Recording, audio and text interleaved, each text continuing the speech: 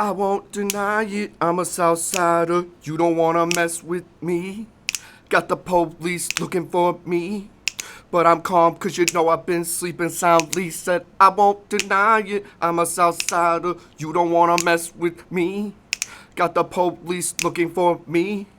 But I'm calm cause I'm smoking that CBT. Said I won't deny it, I'm a Southsider. You don't wanna mess with me.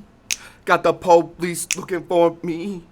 But I'm chilling in the back of the VIP. Said she won't deny it, she's a Northsider. You don't wanna mess with her. Got the police looking for her. But they can't do nothing to her. Shamana Keeler said, what the fuck is up? Everybody, happy Father's Day. Happy Father's Day to all fathers, especially the good ones. And them deadbeat ones, you need to get your shit straight and fucking handle your business. Facts. Facts. How you doing, Tilsa? What is up? I know. I've been doing really good. Really good. Pretty excited to be here on Father's Day. How are you? Well, now that I got the intro the way I wanted it, I feel good. It's not easy to do because there's so many things happening at once, and that's why I close my eyes, because I'm like, if I look at you, I'm going to be distracted. I'm going to forget the fucking lyrics. I'll feel like more of a star doing that way because I'm making eye contact, which is what you'd have to do if you had a crowd present or whatever. But I got to do it with my eyes closed, so don't forget that shit. Hello, everyone out there. I'm Brian Tierney. This is the Blessed Life University podcast, BLU podcast for short. With me today is the awesome, tremendous Tilsa Damari Fernandez of Divine Yoni Goddess, Divine Wedding Vows, and all sorts of other good stuff, a mom of 7. And we are coming at you on Father's Day, June 19th, 2022, and also happy Juneteenth to everybody out there. You know, if we're going to stand for freedom as a country, we need to celebrate freedom for everybody, and we'll be stronger together because we saw what happened with coronavirus and all this other bullshit that's going on in the country and continues to go on in the world. We're stronger together. A house divided cannot stand. So good to be here with you guys on this day that is a dual-purpose day. And like I say, happy Father's Day to everybody out there. You know, people are being good dads to their kids and giving them a positive influence. Absolutely. We definitely should celebrate that for all of the Father's Day out there. All the fathers out there. So how did you spend your morning today? Well, I slept in so about 9 a.m. Nice. And we'll be talking about sleep on this podcast as well because I have sleep apnea. I'm going to go into detail about that, and hopefully people out there can learn from it and connect with it and help themselves if they need it or continue getting the right help, you know, if they already have it. But I slept in. I kind of was messing around on my phone for a while, which shame on you, Brian. You got to stay more disciplined. Fuck, there's only so many hours in the day. You got to use them to the best of your ability. I shouldn't be fucking sitting there on Instagram or whatever. But I showered up, cleaned up, went over to visit my dad at the cemetery for Father's Day. And, you know, I wanted to talk about that. Life changes, self-care, sleep apnea, and then moving, which we both have in common. Yes. Just did that. So I went over to the cemetery. I had stopped on the way, got a cup of Dunkin' Donuts, and, you know, I went over and I got there, and it's a busy day at the cemetery. There's a lot of traffic. You know, this is like a big holiday, and people want to visit their family, and so there was a lot of people going in and out of there, but it's nice to see, like, once you cross the fence and the gates into the cemetery, that everybody's kind of around this common purpose. Mm-hmm. When we're at the cemetery, everybody's peaceful. They're driving slowly through, letting everybody by. They're out there with their family, you know, staying grounded, sitting there on the earth or on their blankets or on their chairs, and everybody's just kind of peaceful. And outside of those cemetery walls, it's like what my dad used to say in traffic, like the screw your brother time again. Everybody's cutting each other off and, you know, whatever. But at least in those doors in the cemetery, everyone's peaceful. They should Yeah. allow for some carne asada and some, like, you know. I don't know if you're supposed to, but people do it anyway, and that's they fine. do. Oh, I okay. mean, you know, if you're all going to be together, like, one of the things you probably used to do with your dad was grill or eat Exactly. or whatever. Exactly. So you may as well do it there, too, and everybody's fed because people come with the family. They got their kids and everything. Like, me personally, I don't mind as long as people clean up their mess afterward, because it is a very sacred ground, like, where your relatives are buried. You want to keep that nice and clean and everything. So as long as people clean up, I mean, they got garbage cans there. I saw some stuff. I threw it away. I just like it to be clean, you know, just some bottles and wrappers and whatever. Yeah. They were kind of around, you know. But I think it would be nice to actually have that available for, everyone who has to go to the cemetery to celebrate Father's Day. I mean, to break bread, what you used to do in the living, you should be able to do it now. So that would be nice. For sure. And like I say, people do it as well. I mean, you can get nice little grills, or just little charcoal ones, bring them out there. I like the portable propane ones. Those are real nice. And there's different kinds that you can get. Some ones that are lighter weight, they have smaller tanks, and then the ones that have like the actual grill tank, those are, I don't know if they're 20 pounders or whatever, they're kind of heavy. Wow. 20 gallon? I don't know.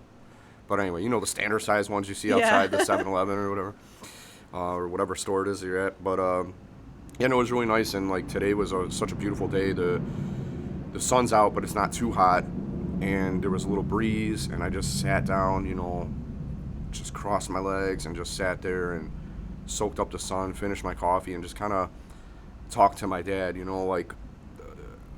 I'm not like super spiritual, but there's something to externalizing things, and I thought about how thankful I was that my dad was a good father, and that he did everything he could to work hard and to put me in the position that I'm in today. Like he was a perfect example of wanting better for his children and working hard to make sure they got it. And like, I wouldn't be in the position where I'm at today. I wouldn't be sitting here today in my own office building doing a podcast, if it wasn't for my dad instilling me that work ethic, but also just putting me in the position financially, education wise, and just wisdom, life wisdom, so I'm super thankful for that. And I let him know that, and just trying to promote the Tyranny name and grow it, and keep it a good name that people say good things about and that he would be proud of. And I could only imagine like what he would think of the world today after everything. He passed in 2013. Okay. And then everything with the pandemic and inflation and all these things that are going on in the world, Russia invading Ukraine, like it's different, than when he was around. Exactly. Oh, wow. That's nice. I think it's awesome to like reminisce all those beautiful moments that you had with your dad and express gratitude, because honestly, if it wasn't for him, you wouldn't be where you're at today. So it's important, you guys, any families out there, to kind of recognize whether it's a good or bad, but ultimately you are where you're at because of your dad, and to kind of carry on that legacy is amazing, Yeah, that's what you can do. Like, I feel like staying faithful to the values that your parents gave you, that they instilled in you, is the best way to honor them and to spread that goodness in the world. Like, I feel like I'm getting established now, and I haven't even reached my potential at all as to what I can do to help other people. And I feel like that's really what it's about in the end of the day. From the moment you get up, is like thinking of others. You do have to think of yourself in certain ways, but it's like, get your exercise in, get your sauna session in, so that you're like able to be the best you to everybody else during the day. Yeah, definitely. Happy Father's Day to the father of my children too. Definitely send him a nice Father's Day. But yeah. Positivity out there. Self-care, very important. If there's one thing you could change, what would it be? What one thing I could change about my relationship with my dad when he was living? Yes. What would it be? Maybe to not hold stuff against him, and to let it go, and to be a better me, to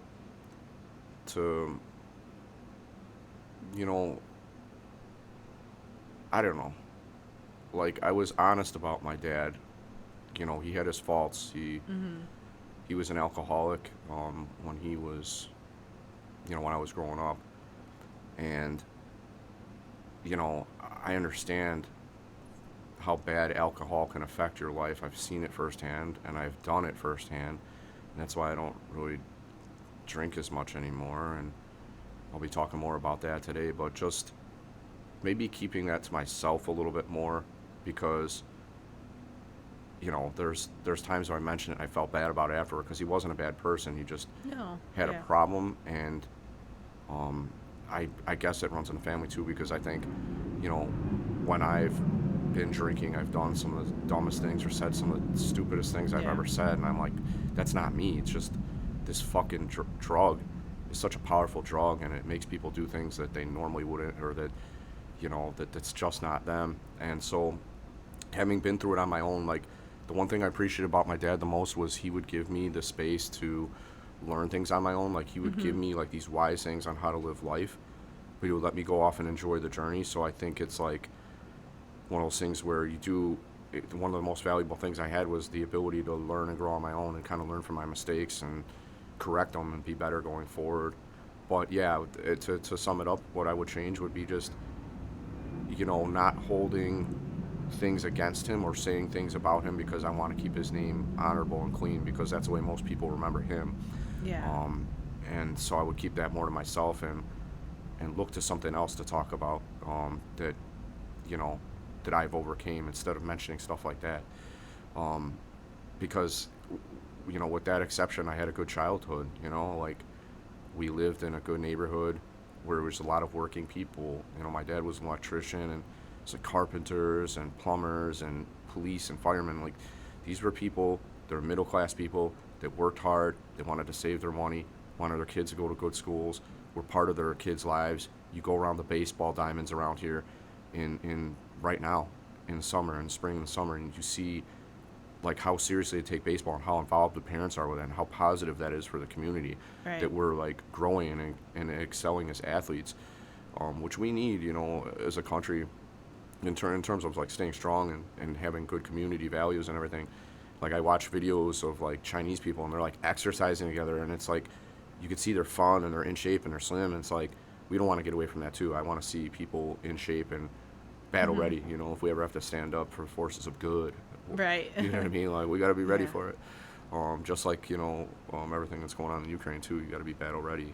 We see that. You never think you're going to get invaded until this shit happens, and holy shit. You know what? I think to one of the points you made, like, give grace to your parents, to your dads. They didn't have the same resources that we have now. So we're able to like reflect on that as well. Like, I know my mom actually took on both roads, being my mom and my dad. I met my dad later on in life, and I was like, thank God I was not raised with him at all.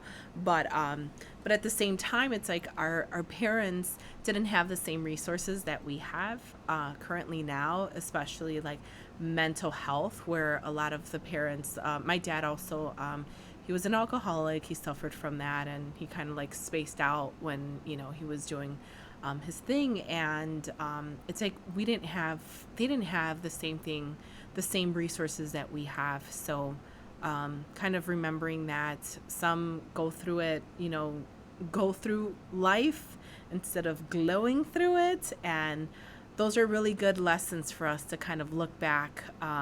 Sometimes we aren't the best parents, even myself. Like, I don't claim to be perfect or anything like that, but learning from your mistakes, and learning from our parents, and ultimately, like, our loved ones that have passed, they look back, and I'm pretty sure he's damn proud of you, Brian.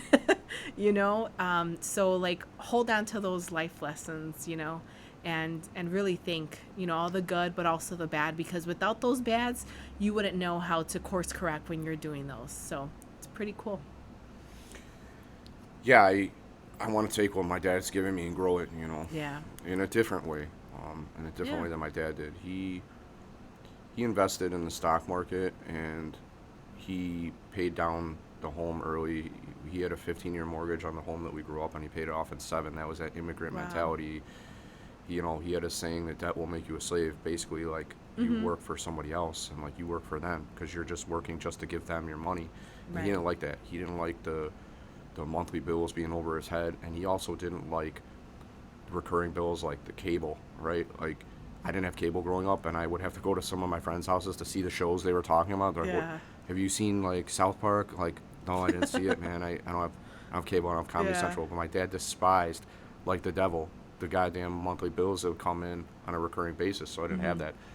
But when my dad passed away, my mom wasn't penniless, because he saved his money so hard, and all these little things are just small jobs you have within your life. Like, they all take work. You don't have to go crazy, but if you do them consistently, Right. that's the key. And so the way I want to grow my dad's name and my family name is just to promote it, be a force for good and positivity, and be a voice, promote awareness about things that I feel people need to know about or talk about. And that's exactly why I do the podcast. And I'm sure he's proud of that. And I'm just so excited because we're in the beginning stages here, how far it'll grow. And remind me to tell you something about that after when we get off the air too. Good growth already coming to the podcast. So we'll keep it going. And but in any event, just growing the family name in that way, and just not having to worry about working so much as having streams of income in the future, but mostly just because of the things that I do in my everyday life through my law practice, through a podcast. I'm going to put out a rap album, so through rap, to grow my name and have opportunities then present themselves to me, and then present opportunities back outward as well. Nice. One of the things that we talk about is sleep apnea, so I want to promote awareness about that and about how to live with it and overcome it, and to just, you never really overcome it. It's a lifelong thing for most people, myself included, but also to work for causes like that, maybe set up a nonprofit or to work with some of the nonprofits that are out there, just, help people one at a time. I don't know that I'll, we'll see how the future goes. I don't know if I'll be in position to help like many, many people, but hopefully in small ways at least, and then for maybe small amounts of people to be the whole difference in their world, you know what I mean? Like, to give them the stuff they need to live a healthy life, I agree. Awesome. I'm going to turn this fan down a little bit. Okay. I'm getting, more than I needed. You don't realize it till you've been sitting there for a minute, and I don't want to, think about that the whole time.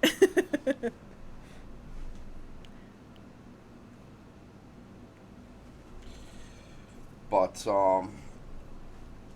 yeah, it was nice to see everybody coming together. So after this is over, I'm going to my house, my new house that I moved to, and my father-in-law will be over there. We're going to be grilling. The wife's got food already ready to go, and I haven't eaten yet, so I'm kind of looking forward to that. Nice. To just murder some chicken legs or whatever. I saw those there. I hope they have some more stuff too, but I'm You're like, excited. save me a plate. Well, I've been exercising,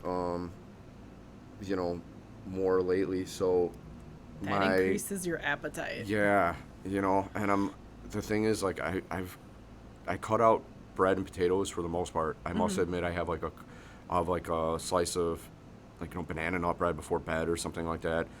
They say actually carbs are good before you go to bed because a carby meal will cause you to be tired and you'll get to sleep easier, I guess. So that's, I guess, my way of justifying my guilty pleasure.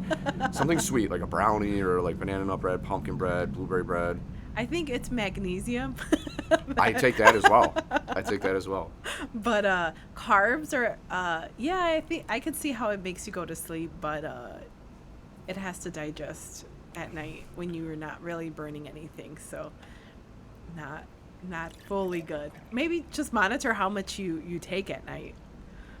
I like to eat more than I should, but I've been good. I've been a good boy. Now, does Sarah make the banana nut bread? No, a lot of the time I'll get this stuff from the grocery store or the the bakery, but I was just in Wisconsin and there was a small town that we're in, and it was on Memorial Day. There was a lady walking down the street, and she's like, have you tried that new little bake shop that's down there? I'm like, no, I didn't even know there was one. Well, because some of the storefronts will have a hallway that goes down to the back units of the the apartments or whatever, the office suites and the little businesses. And I found this, I went in there to the place that this lady recommended, and there was just this one cute little lady who ran the shop, and she made really good baked goods. So I picked up one of each. At first I just tried the banana nut bread. I'm like, yeah, I'll grab one. Don't want to be a hog here, right? So I just grabbed one. But then when we were on our way home, I stopped in the town to pick up a to-go order of food, grab some sunblocks so my white ass doesn't burn on the side where the sun's coming down while I'm driving and shit. And I stopped in there and I just almost cleaned her out. I took a couple banana nut breads. I kept one for myself, gave one to one of our neighbors, and I had a little blueberry one and a pumpkin one. They were all good. So I've been cutting little slices of that before I go to bed, because another thing is I've been eating leaner during the daytime. So I'll have like an omelet, no cheese, just like with some ham or something. Like get a nice protein in me, some mixed vegetables. Nice. And then like for dinner, I'll try to keep it lean as well. I'll try to avoid any like potatoes or whatever with my food. I'm usually eating like lean meats, chicken, pork, or steak. Mostly it's beef products, which probably are not good for you. Like they're good maybe in the short term, but not as good in the long term. But whatever. If something's You can gotta make kill it- me, yeah. I guess. Like we live in a city, there's pollution here and all this other shit. Like there's a Yeah. million things going on that'll kill you in the city. We have but the highest pollution in the city, so. It's terrible. So yeah, I mean, if you have to like balance that out, like just eat cleaner and then enjoy your banana nut bread, you know. Yeah, I feel like I need the carbs later to satiate me because during the daytime, if I eat carbs, my energy levels crash and I'm just like Yeah. I can't focus as well. Like Same even if here. I'm not yawning or about to go to sleep, which most of the time I would be anyway, I can't do that. Like I got too much going on during the daytime. Like I'll sacrifice. You get the brain fog. It Yeah. freaking sucks. You get a brain fog and it's like I just don't want to. You can't engage as well. You don't want to do it Yeah. what you're doing because you're distracted by what's going on and. It's so invaluable not to be feeling like that when you're working or whatever. So, it won't be till around bedtime that I'll take in anything like that, just to feel a little satiation. Because when you're eating leaner proteins and just like fats, you have to eat a whole lot of that to really feel That's true. full. And I kind of need to feel satiated. And it's better that way, to be honest. I'm thinking about it now, like, because then I go into these binge eatings of things that I shouldn't be eating because I deprive myself. So at least you're constantly giving yourself a little bit of, what you're not supposed to have too much of and satisfy that little, Because I tend to, like, I know, like, I'm diabetic and I'm trying to, like, control it and bring my numbers down. And I'll go, like, clean eating all the time, and then then I snap. Like I need my ice cream, I need bread with butter. All of a sudden I'm like binge eating all the bad things that I shouldn't have, so Were you born with diabetes? no, actually just I got diagnosed with it back in September and I didn't know, so I've been trying to manage it ever since. But like when you first get diagnosed, it's kind of like a learning curve that you have to go through. Like you don't know what's going to spike up your sugars, and then finally you get through that learning curve and you're trying to eat so well. I'm not trying to like be insulin dependent all the time, so I'm on once a day to kind of bring it down, but I'm also exercising. So it's kind of like when you eat something you're not supposed to, you need to start doing some cardio to kind of help bring your sugars down.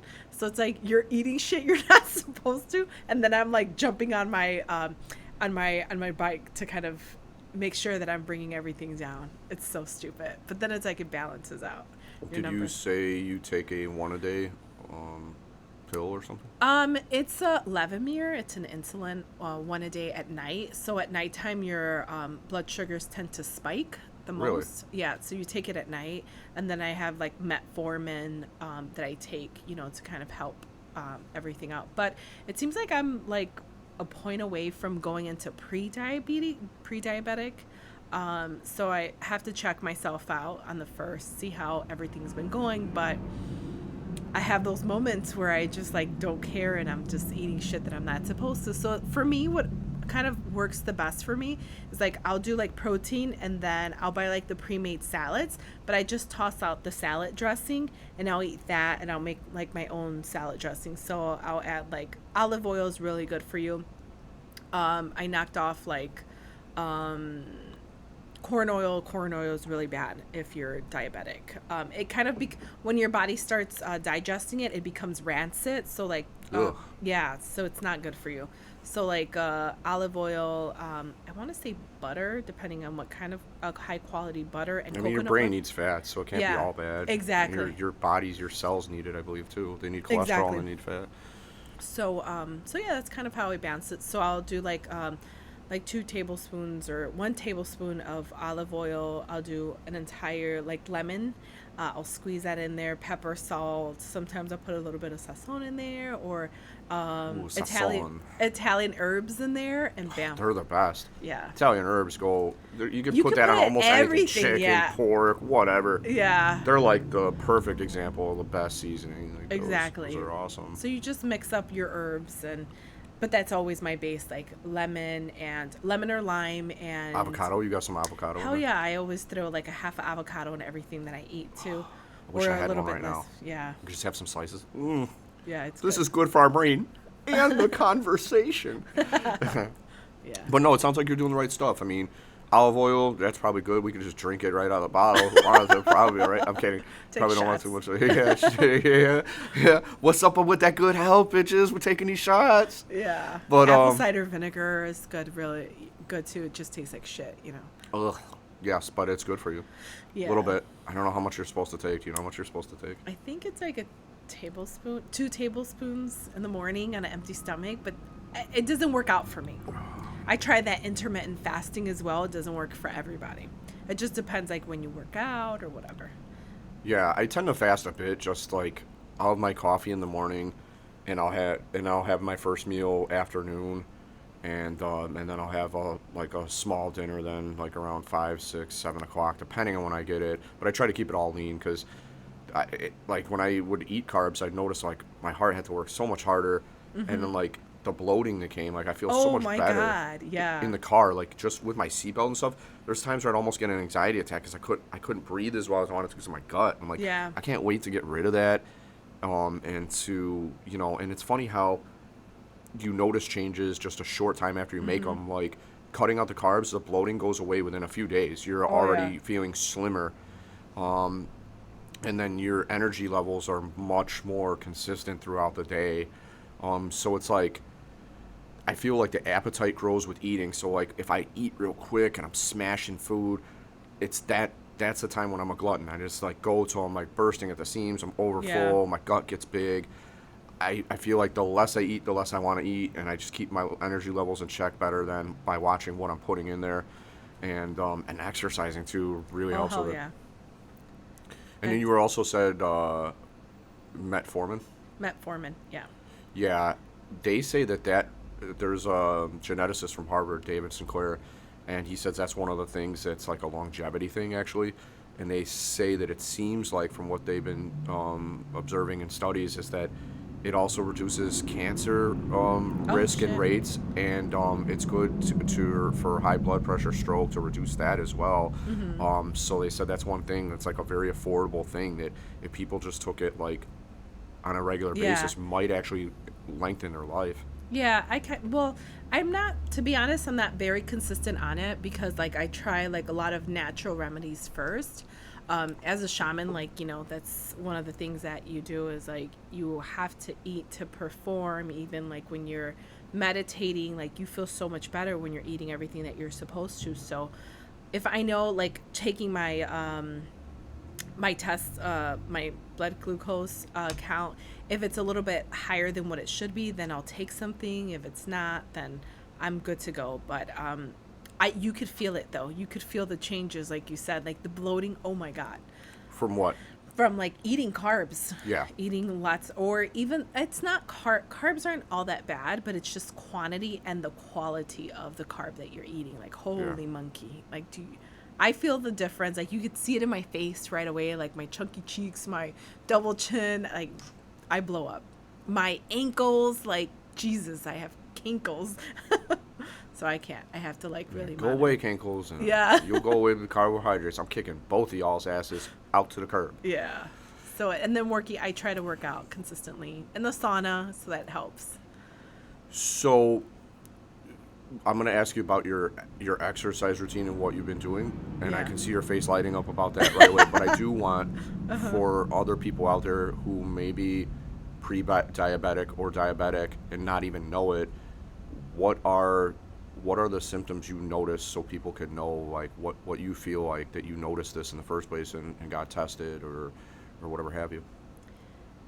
Bloating, inflammation, you just overall don't feel well. Like your energy. Now I will say this too, like if you're in a high stressful work environment, that also triggers other things like diabetes, your high blood pressure, cholesterol, all of that has an impact too. So when you take out those stressors, Sometimes you will need something to like kind of recover, and honestly get tested I would say like twice a year or at least once a year to kind of know where you're at because of the pandemic. I mean, we were closed up, we weren't working out as much, we didn't have access to a lot of things that we didn't. So, and plus stress, so that kind of had an impact. But I would say like heart palpitations, it was so weird for me, like frequent, you're like, I was going to the bathroom frequently, like it was a little bit crazy, like what, I didn't really realize like the amount of things that I'm drinking compared to what's coming out, like it's just too much. So all those were symptoms. yeah, Any other ones that you noticed? hair loss. Really? Hair loss, dry mouth, yeah, that's pretty much it. So I got tested. I'm like, hey, I when I'm WebMD, and I'm like, these are things that I'm kind of having, but I also feel like these are also stress related. And I took, I did the glucose test. I think it was a 2 hour as well. But I had a combination of things too. I had, it's like some stomach, I can't remember what H. pylori. So I had H. pylori and diabetes at the same time. So if you have H. pylori for a long period of time, and that's stomach inflammation, like you look like you're literally pregnant. If you drink water, your stomach bloats up, like constant, and a constant. What's that called? H. pylori. H. pylori. Mm-hmm. Your stomach bloats and you look like you're pregnant. Yes. And that's a result of stress or diabetes or both? So I read a few articles that if you have H. pylori for a long period of time, that it could also trigger diabetes or whatever. Because it's all like gut related, it's in your stomach. It also, you can get it anywhere, like eating out too much if they don't prep the food well or whatever. It does, honestly, I can't pinpoint where I got H. pylori, but that's, I mean, they gave me like, hey, you're kind of, tested positive for H. pylori. You need to go on serious antibiotics to kind of get rid of that bacteria. It's like a stomach and bacteria infection.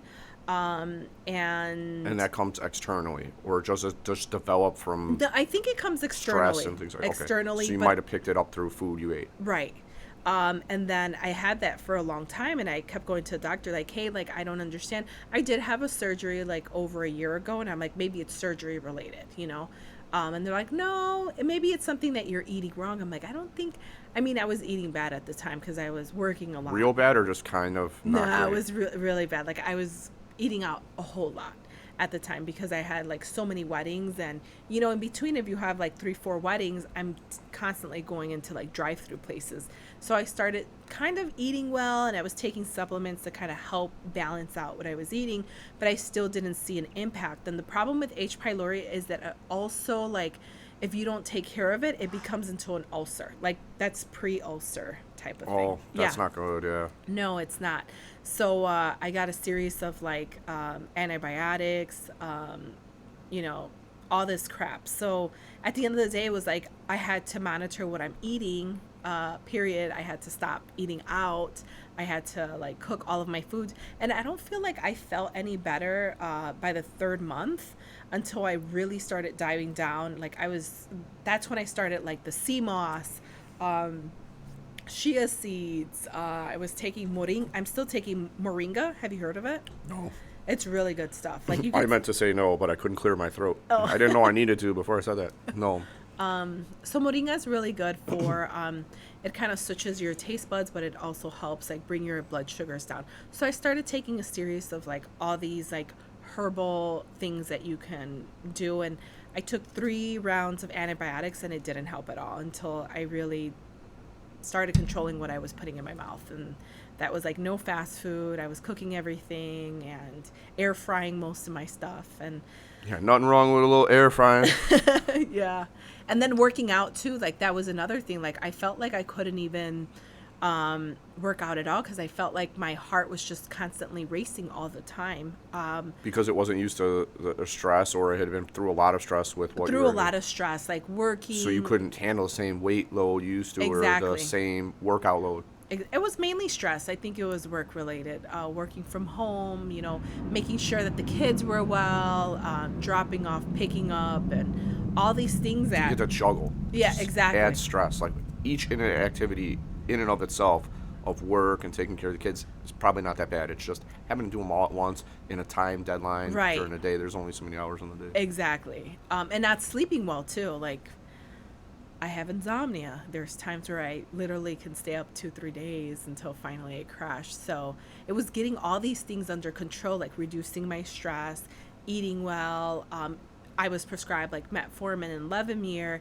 And at the beginning, I was a little bit consistent because I really didn't know how to go about managing diabetes. And the thing is, like, most doctors, they just give you a prescription for the shit. Like, here you go, like, you'll be fine. Like, no, there's more to this. There's, especially if you're juggling different illnesses at the same time, like H. pylori and diabetes. And then, you know, you start doing your own independent research and you're like, shit, had I really taken care of this H. pylori maybe like 9 months ago and pressed the issue, I wouldn't be struggling with diabetes right now, or vice versa. And all the, it all links down to the stress level, like making sure that you're one within yourself, and one within yourself is also like delegating things and understanding, like, you don't have to dominate your entire day. Like, I tend to get myself into routines and doing all these things with my children, with myself, and plus trying to be a chingona and doing all these little side You are things a chingona. Thank you. And I wasn't really taking care of myself. So, like, until recently, I started removing myself from a lot of things. You know, I stopped the other podcasts that I was a part of, which they're amazing, but it's like all my attention's going to everywhere else except myself. So I had to bring that all internally. And I could say, like, after I started implementing workouts, my workout regime, meditation, I've always really, you know, that's something that I've always done. But there's different levels to meditation. It's like starting your oneness, and then you reach another level. And now I've reached a level where I have to start saying no to a lot of things. And, you know, if people get offended by it, it's like, oh, well, you know, I have to put myself first, because at the end of the day, I have 7 children that I need to take care of. And if I don't prioritize my health as a mom, like, no one else is going to fill in my shoes. So yeah, you're the only one that can take care of your own body. Exactly. At the end of the day, if you give it away to everybody else without taking care of it, those days will just add up and add up and add up. You know? Exactly. So, like, a few recommendations that I would give to anybody. You don't necessarily have to be diabetic or have a huge diagnosis. You already know that with your body. If you're overweight, you have inflammation, your stomach's protruding, like, your heart works harder than it has to all the time. Exactly. Arnica tea is really good for anti-inflammation. Aloe's really good. Pineapple's really good, anti-inflammatory, plus vitamin C's. Chia seeds is a really good omega that your body needs. Coconut water, like, there's different kinds of coconut. Just make sure you get the purest kind. The purest kind probably won't taste good like the Goya one, because it has added sugars. And moringa is really, really good. It resets your taste buds. So when you chew it, it tastes horrible at the beginning, but you kind of get used to it. And then you even drink water, and it makes everything taste sweeter. So it's a good way of resetting your taste buds. And is that like a natural sweetener? It is a natural sweetener, yes. What's it called? Moringa? Moringa. I'll bring you some next time I go, so you could try it. Well, it sounds like there was multiple factors in your life that were leading to diabetes or contributing to it. Mm-hmm. So 1 was diet. Right. 2 was stress from work and life. Mm-hmm. And 3 was not exercising or Correct. not exercising enough. And it's tough. You know what the crazy thing about this is, like, what I'm about to mention with sleep apnea in a bit, and what you're talking about with diabetes is, like, you have to get through each day and do what you got to do no matter what, whether you're feeling good or bad. And that's the part that sucks, because you can be better if you had these things under control, or they weren't health issues for you. Right. And then you don't know how much better you feel until you do make the changes that you need to. A lot of them can be natural changes, and then some of them are, you know, medically assisted with, like, Metformin or whatever have you. So to kind of recap for everybody that's out there, you mentioned the symptoms that you felt were bloating, stress,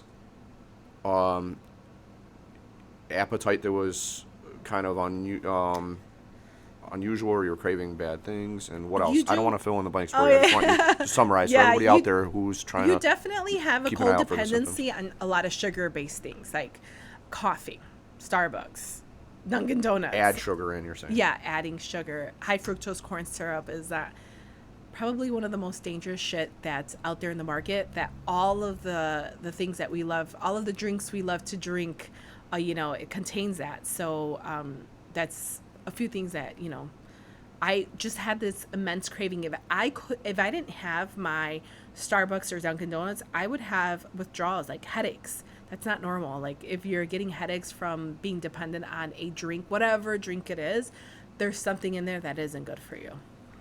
Yeah, I mean, people have withdrawal symptoms just from the lack of caffeine. Right. But caffeine is not, I don't think it's pure evil as long as you manage how much if you're dependent on it, or you just addicted to it to where you need it throughout the day constantly, that's not a good thing. It's long term not going to be good for your heart. There are some benefits though. They say that even with decaf coffee, there was a study that I had seen. It's a diuretic. Well, it's a diuretic, and so you do have to stay hydrated too. People don't forget that if you drink coffee too much, you're going to be dehydrated as hell because you just keep on pissing all the time. Yeah. But there was a study that I had seen, I think it was out of Europe somewhere, and they were saying that they'd seen signs of less dementia and memory problems if you just drink coffee in moderation. That seemed to help. And it's whatever it is about the coffee bean or the acids in there are healthy. It's good stuff. And I try not to overdo it. Like the coffees it's funny how people used to joke around, the weed I used to get back in the 70s is nothing like what you got now. This shit's like way stronger, which I probably agree with, right? They're probably smoking some basic ass shit that made you feel really good. You know what I mean? You saw that stuff that came out of the friggin' 60s and 70s, lowriders, flower power, fucking, the rock and roll music and all this. It was probably a little more, tame back then. Now, the coffees that are out there, years ago you'd have some Folgers, you'd have some McDonald's or whatever. And now you have Starbucks is just an incredibly high caffeine content. I can't tell you how wired I feel when I drink their coffee. I'm like, I feel like I overdid it. Especially if you drink it on an empty stomach. You don't really have a lot of food, which is really not good for coffee. Like, honestly, I do drink coffee on an empty stomach, but you probably should have a base layer down there. I feel like it's so acidic that it can cause maybe ulcers or whatever. And I notice indigestion. If I'm drinking too much coffee, I'll start coughing actually because I can feel that uncomfortable feeling in my throat. It makes me cough. It's not good. But what I do is I'll do half decaf because I saw. Oh yeah, that's a really good. I've heard of that. Yeah, half and half. Yeah, you just half and half because you're still getting that warm hot coffee, but it's not like watered down. It still tastes like coffee. And I didn't even think about it before. I heard somebody order it in front of me one day a few years back. And ever since then, I've been doing it because I saw an article that ranked the coffees that are out there very common in America. Apparently, Starbucks is number one for caffeine content, followed by Dunkin' Donuts, followed by McDonald's. Oh, wow. So I just take mine half decaf with cream. And I don't add sugar because cream is naturally sweet. And it already sweetens it up. So I don't feel that I have to add. I hear some people, they'll be at the counter, 10 Splendos. 10 Splendos? Splendos are very strong, or stevia. Those are very strong sweeteners. Wouldn't that taste disgusting to you? And they're not good for you either. To load them in your body and that shit's all up in your arteries, just in your blood. Ew. Yeah, no, 10 sugars. Some people ask for it. It's like, are you out of your fucking mind? Yeah, there's this. God, no wonder our healthcare costs are so high right now. That's true. There's this book called Rich Food, Poor Food, and it's a really cool book. Sounds awesome. It's like Rich Dad, Poor Dad. Yeah, yeah. So I think every parent should own this book because it tells you all these active ingredients that are in the food that we consume, like mac and cheese. You would never know that the active ingredient that makes that color orange is the same active ingredient in lice shampoo. And you're feeding that to your kids, and then you wonder, why is there so much ADD going on? When you start looking at the things, when you become aware of the shit that's in the things that we're consuming, the FDA doesn't really give a shit at the end of the day, what the fuck you're consuming. As long as they're getting paid their money, they don't really give a fuck. A lot of the things that we have here in the U.S., the products that are in the food that we consume and our children consume are illegal in other countries. Why is that? Because they're causing a lot of issues: diabetes, high blood pressure, hypertension, all these things, and then we slap on medication on it instead of taking the things that, impact us. So it's a lot of education. A lot. Yeah, well, you said the ingredient in macaroni and cheese that gives it that like yellowish, orangish, like cheesy looking color is the same active ingredient In lice shampoo. In lice shampoo. That's disgusting. Where did you see this? In the book. Rich, in the book. Yeah. In the book. Let me see if I could. Rich food, poor food. Yes. But aren't you thankful when you go into the doctor and they like have your kids in there and they say open up, say and they look inside and there's no lice? They shouldn't. I mean, that sounds like a win, right? Yeah, I'm kidding. Of course, external lice is the problem, not internal lice.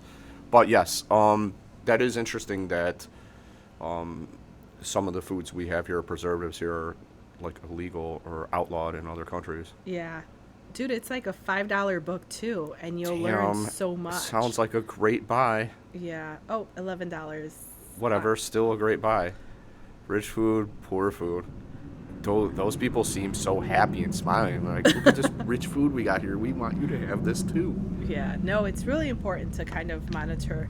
And it's so hard too to like reverse diabetes, reverse all these things. And you don't really, I know for myself, like it took me a huge learning curve I felt like overall, like I've done a lot of research throughout the years for my own children. Like my little chicken nugget has eczema, and I would, make little creams for him using lavender, essential oils, organic coconut oil, and I would do all these little concoctions. And still to this day, I do a lot of concoctions for my children when they have like a viral infection.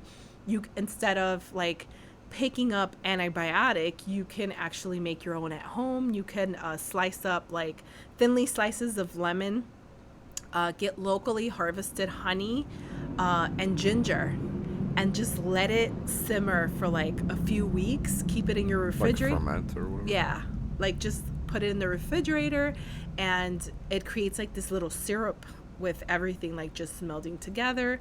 And just take one of those when you have a cold, and it helps break down all the mucus, the internal mucus. Oh, okay. It's for breaking up yeah. your congestion and mucus. Yep. But also if you have like issues with your stomach, ginger's like your best friend. Instead of using like Pepsid or whatever that other stuff these Tums, just take some ginger. Yeah, and me personally, I don't want to hate on like modern medicine or Pepsid or any of that. But I believe in what you're saying is that if you make the right changes in your diet and your health, that those won't be the first option. Right. There's some people out there have like, for me for example, I have genetically high cholesterol or just hereditary wise, whatever it is. It's high. The triglycerides are high as hell no matter what drinking makes it go higher, which is good. I'm not drinking anywhere near as much as I used to. I'm doing these sober Octobers once a year. And there's other things that some people can't control, whether it's cholesterol levels or things like that.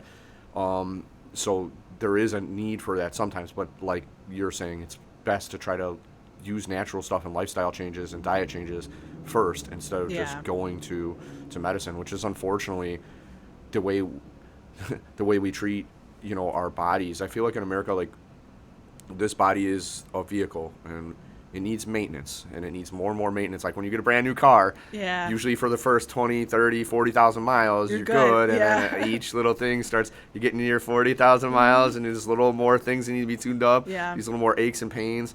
And then when you get older, it's like you might need to replace the motor or the trans. Unless you take good care of yourself throughout and you maintain that vehicle all the way up until you get to the point where you're older. So the natural changes are huge. Like I said, the diet I've been eating lately, I've been feeling very good.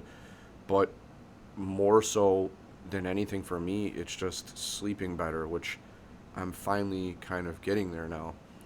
So sleep is important.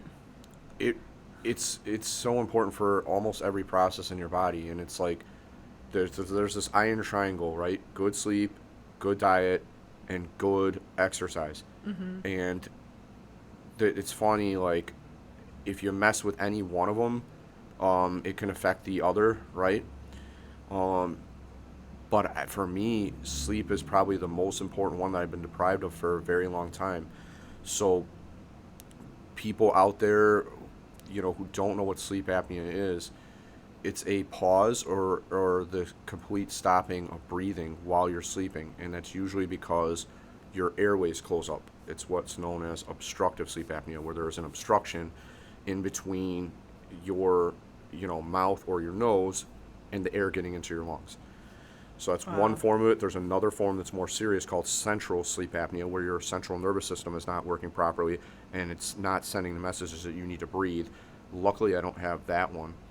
How do you know? How do you get diagnosed with this? Like, how did you know Loud you had it? snoring is one of the indicators, or pauses in breathing while you're sleeping, and usually your significant other has to tell you that. Like, if you fell asleep before them and they're just messing around on their phone or watching Netflix Yeah. or something and you're asleep, or if they wake up in the middle of the night because you're snoring so loud, or that they can just notice in a period of half sleep, half awake, that you're stopping breathing. They have to tell you that, and then you have to go Wow. get diagnosed. So I had no idea I had it, and it was messing up my life. So I got diagnosed in my third year of law school, just after my dad passed away. He passed away September 2013, and I got finally diagnosed and started getting treatment in October of 2013. But um, as far as like noticing it, um, the signs of sleep apnea are waking with like a foggy head and inability to concentrate, weight gain. It's my understanding that your body tries to compensate for the lack of energy or whatever from sleep, and I didn't feel full. I would eat a lot and I would just be able to put it away, but I started gaining a lot of weight. When I went to law school, I was 145 pounds, and when I graduated, I was 190. So Wow. within that 3 year period, I just put on a lot of weight, and the onset was actually really rapid, because my first year I was still pretty I was pretty slim. I was, under 150. And by my third year of school, my friend asked me, she's like, "Are you on steroids?" Because like my shoulders had gotten very big, and I put a lot of mass on my upper body, and it looked good for a while, but then it started like not looking good. It was like I was getting fat, I was getting bloated, and so having foggy head and inability to concentrate, waking up, feeling gasping for air, because sometimes the closing the airway will actually jar you out of your sleep. Because if it's a really sharp one, Wow. it'll Okay. immediately pull you out, and you wake up and you're like what the fuck? I feel like I just choked, or I just, I'm I think I need to drowning go. almost. I think I need to go get diagnosed or check into that because I don't. I wouldn't know if I snore. You might. I think it's good for everybody to at least get checked out and see whether you have it or Yeah. not. Because if you do have it, there's a lot of other health consequences. So, like I say, foggy head and inability to concentrate. It messes with your emotions. It messes with your endocrine system as well. When you're not sleeping right and stuff, you're not getting the right hormones that you need to be Right. balanced mentally and to be in a good mood and to be emotionally in a good place. It messes with all those things. And it messes then with your ability to make decisions, to be nice to people, to be rude, Your to mood. stop eating, and not eating so much. And then it can also have physical consequences. So when I first found out that I had sleep apnea, I remember I'd be like sleeping at night, and I'd wake up and my heart would be pounding, like thudding, just really, really fast, like I Wow. was doing high intensity cardio, and I was just laying there in the bed.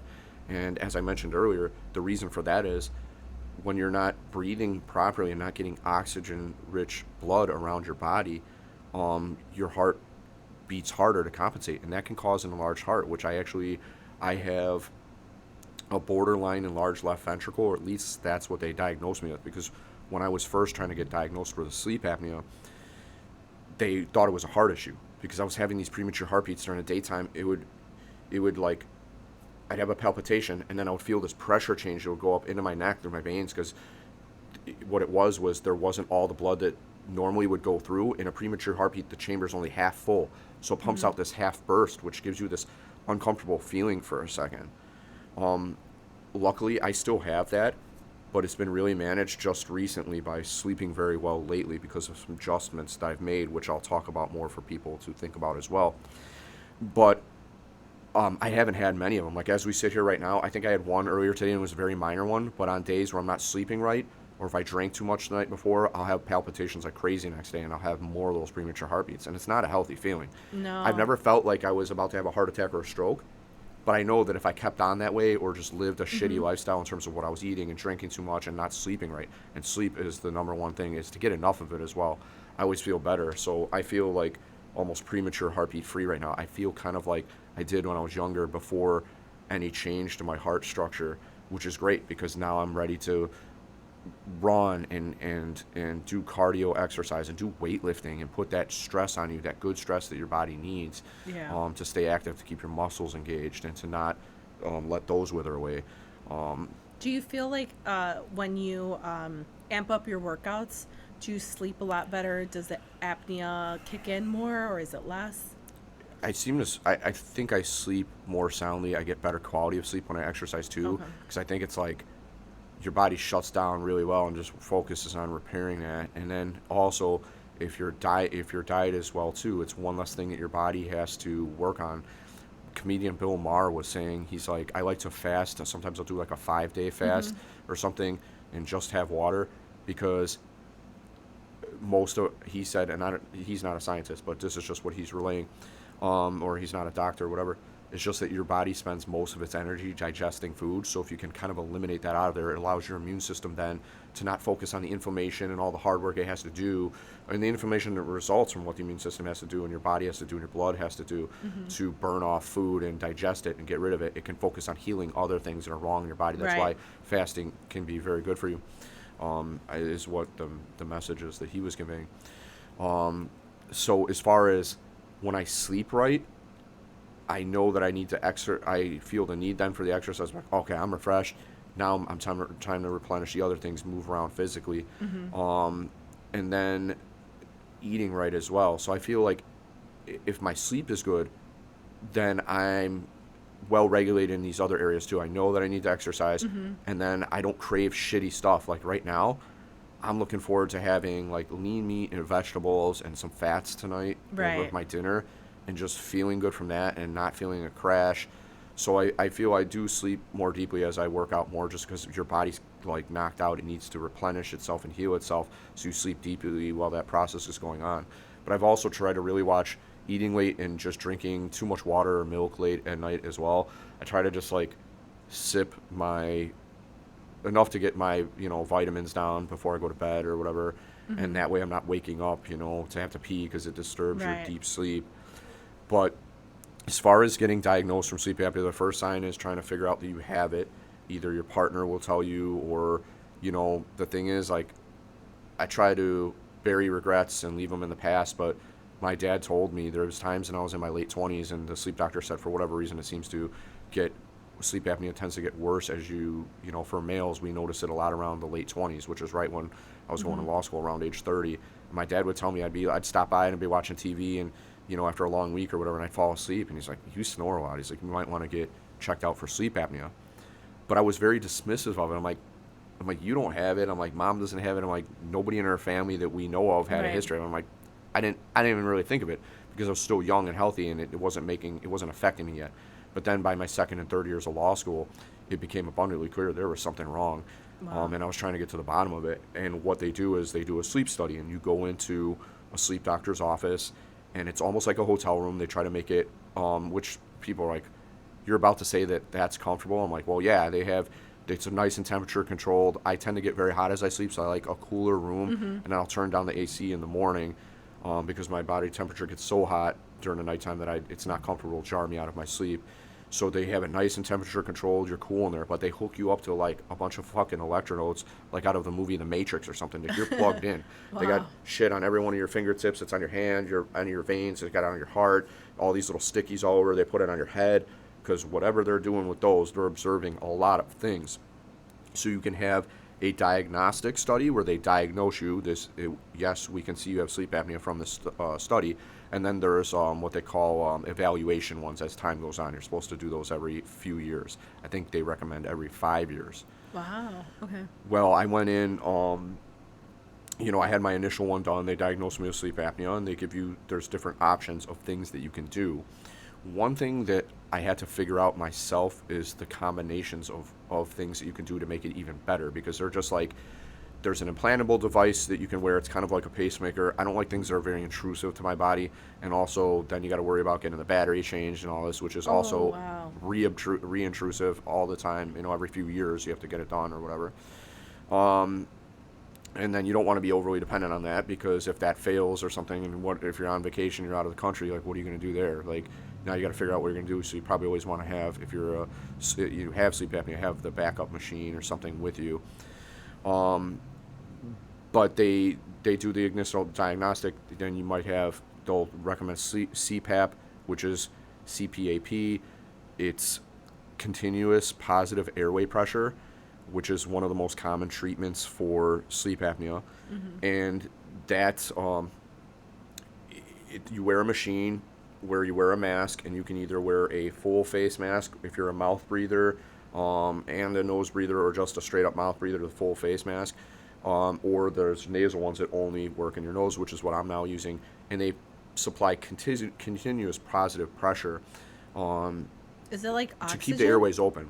So it's just regular air. It's filtered so that, like, you're not getting a lot of dust and shit, because the machine, it's like a little square box. I should have actually brought the machine with. They've been getting smaller over the years and better in terms of the technology, because they also record what's going on in your sleep a bit. Oh, wow. In terms of, like, the apneas, if there's a mass leak, it can tell you that there was, a minor leak or a small leak.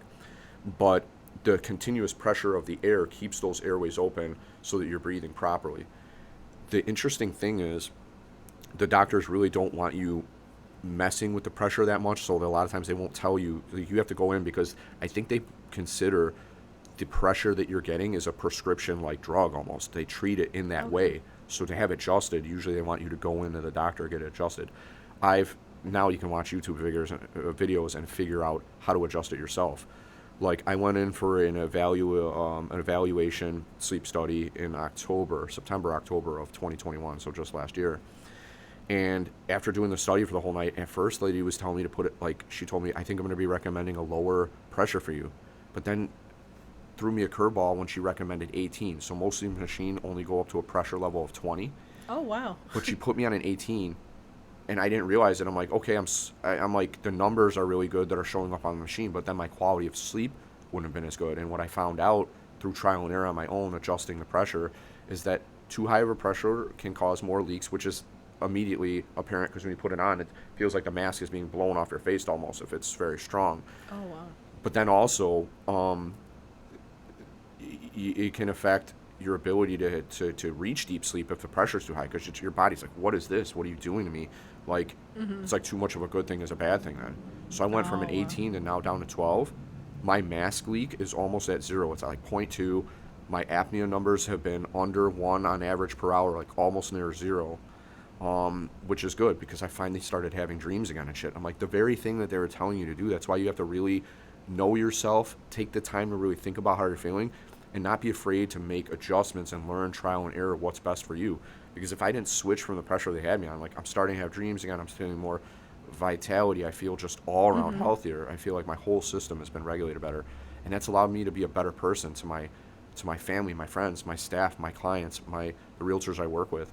Yeah. And if there's anything that I want people to know, is that for 10 years now, I've been going through this thing in these periods of adjustment, just so I could be like, nobody sees this, what's happening. It's like, I would be a better you. I would be, or a better me to you. And you don't even know that, like, the shit that I've been suffering with, like, some of these past 10 years, it's going on 10 years now, 9 years, has almost been like a blur. I've forgotten about it. Just trying to make it through this period of crappiness where I haven't been the healthiest me I can be. And I feel like I've lost time. I've lost years off my life where I could have been healthier had I been diagnosed, had I known, what to do. And I feel like there's a lot more people out there that need to hear this, and are probably walking around being undiagnosed. And that's something very, like, I'm thinking about myself. I am a snorer. My kids have said that in the past, and yikes, there's a lot of people. And that you think like it's such a small thing. It really isn't. It's a huge thing. And, as someone that has a business, even, regular 9 to 5, you need to be the best version of yourself. And your sleep that's, you know, that's how your cell regenerates, you know, sleeping. That's how your body, you know, it sounds so cliche, but that's very fucking important. Wow. Yeah, I'm jealous of the people that don't have it, that, don't have to put on a machine to sleep properly at night. But that's part of it. And I'm not saying, I think what I mean is I miss the life of not, having it, and maybe it just grew more severe over time. Um, but At least you know, though. the treatment is allowing me to live a more normal Right. life, because people don't understand, if I was forgetful, if I was mean when I didn't mean to be mean, or, I came off as stressed and that rubbed off on somebody else. Like, I didn't mean to do that, but the inflammation in my body that resulted from not sleeping right, in my brain, in my head, gave me almost no other choice. Like, I was fighting with it. I would have Right. to try to maintain my calm and do everything I can, like meditation, yoga, to try to balance that. But really, if I wasn't sleeping properly to my fullest ability, to my best ability, there's still sometimes I couldn't control that, because these feelings, that inflammation is like a pressure in your head, and you're fighting with that while you're trying to, like, still be good to somebody. And sometimes you have a short fuse, just because your brain is dealing with this. Right. This cloudiness and all this stuff that results. So, like I say, I adjusted my pressure downward recently, and it seemed to really help. I'm like, why were you guys telling me to put it on 18? Like, no disrespect, I'm not trying to say, what I mean, you're supposed to do these evaluations every so often for reasons like this, to see if maybe things weren't working out. But my apnea numbers have been low. I've been feeling healthier. I feel like I have the capacity to be strong again and to stay in shape better, and I don't crave the shitty stuff that I did for a long time. And for people who may have it, get in and just get it checked out. Do one. Like, it's one of those things where it's not fun. You're sleeping in a place that's not your own home. It's not where you're comfortable. There's a lot of shit they hook up to you, and you have to, like, be careful not to be too aggressive while you're sleeping. If you like to toss and turn light, you don't want to rip them off. They stay on pretty well no matter what you do. But the point is to try to, get into a comfortable position, stay there so they can observe you. If you have sleep apnea, if they find out when they're doing a diagnostic test, they will usually give you treatment right then and there. And that's, when I had my sleep apnea study done, mine was very severe, to the point where I've been near death a few times. So Damn. they noticed that I had, like, 88 apneas within 1 hour. So that's on average more than one time per minute that my breathing was being obstructed. My blood oxygen levels were in the 70s, which, when they told me that, I'm like, is that good or bad? I'm like, well, just reasoning it out, you probably want to be somewhere closer to 100, right? And they said that's critical. That's like near death. And I wasn't even sleeping that deeply during that study. But another thing that people might notice, if you wake up and you feel like a panic attack, like a lot of anxiety, and you feel like you're going to shock, like it's a near-death feeling, that's sleep apnea, and that's your blood oxygen levels being near-death levels. Wow. And I would wake up, and the room would kind of spin, and I would feel lightheaded, and no matter how much air I breathed, I didn't feel like I was being refreshed. So it makes the anxiety even worse. Like, oh my God, like, I'm not breathing. I'm breathing, but I'm not breathing. I don't feel it. I feel like I'm drowning, or I'm about to die. I'm about to suffocate. It's a very scary feeling. So to get checked out and know if you have it, you might have it minor where you'll still benefit from treatment, or you might have it major where it's a life-saving treatment for you, life-prolonging treatment. Your blood pressure is better. Your heart beats better.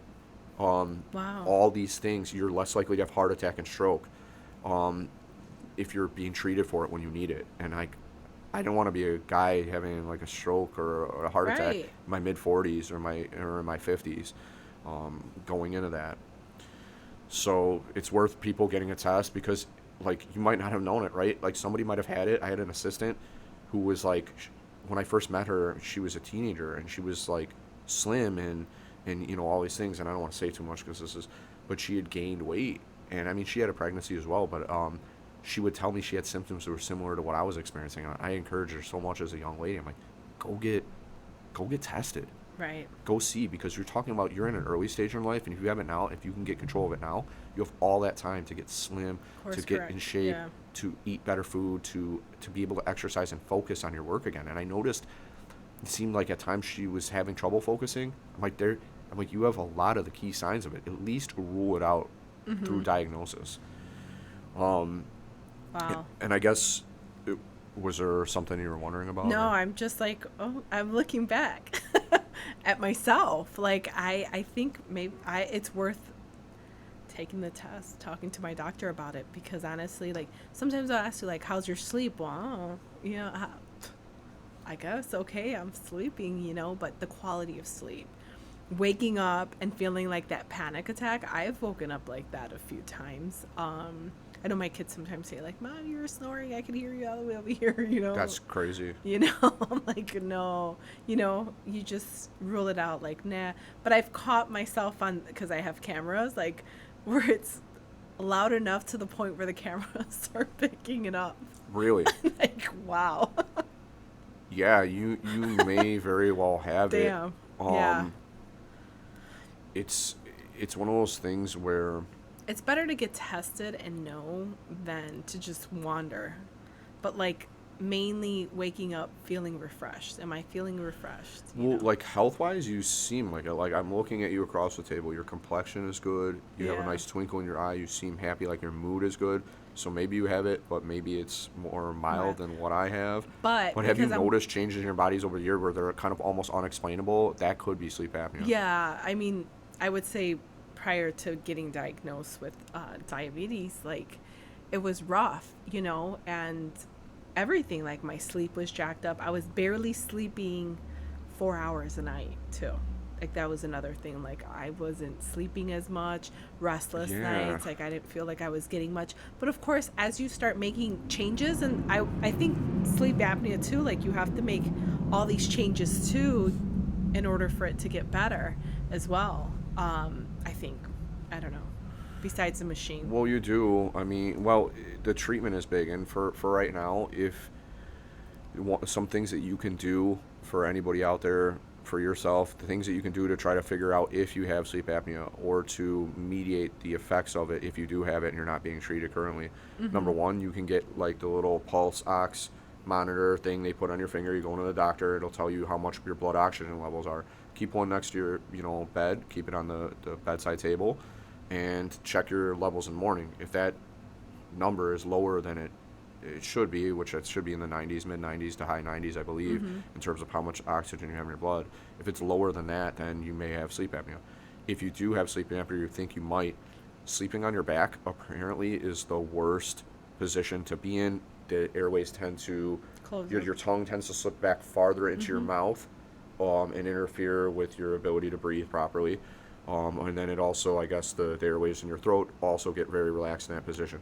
They say the best positions to sleep on are your side or downward on your stomach. I have a problem that doesn't allow me to sleep downward on my stomach, which is a shame, because I have a deviated septum in my left nostril, which is a result of my nose being broken when I was younger, when I used to box and street fight and all that shit I used to do as a wild little kid here on the south side or whatever. But I can't really get it fixed because the recovery time is a week and you can't wear the CPAP machine while you're recovering from it. So it wouldn't really be an option. I'm like, dude, are you going to keep me in the hospital and put me on a breathing tube so that I don't like die of sleep apnea while I'm recovering from this shit? From that, yeah. And plus, I think the sleep apnea in and of itself, the inner nostrils are something that can be trained to stay open more. If you have your allergies under control and stuff, just by the positive pressure, like the more you breathe through your nose, the better you get at it. And I didn't realize that when I was younger. So sleeping on your side or even your stomach, if you can sleep face down. And for me, like sometimes I would get into my deepest sleep that way. I'd grip that pillow, and I remember when I was young, I'd just be going in these crazy dreams, and I'd wake up so fucking refreshed. I'm like, I want to eat a bunch of fucking eggs and run like fucking 6 miles right now or something like that. You know what I mean? Yeah. So I don't think that's another thing. Like, I don't remember my dreams. If I dream, I can't remember. Like, it's very, unless I wake faint. up during a dream, I cannot remember. Yeah, I think that's common in most people, but you definitely won't remember your dreams if you have bad sleep apnea. And like the interruptions in breathing, there's a lot of different ways they can come. Also, with your mouth falling open when you're breathing through your nose, that's something that can like messes up the suction vacuum of whatever is going on in there, and that can mess you up and jar you out of sleep too. But now that I've kind of gotten there's a few things I'm going to talk about. We'll take a quick break in a minute, use the washroom and kind of wrap it up. But I'll show you and the viewers what I use, the combination. It's a 4-part treatment that I have together, some of which I learned on my own by trial and error as well.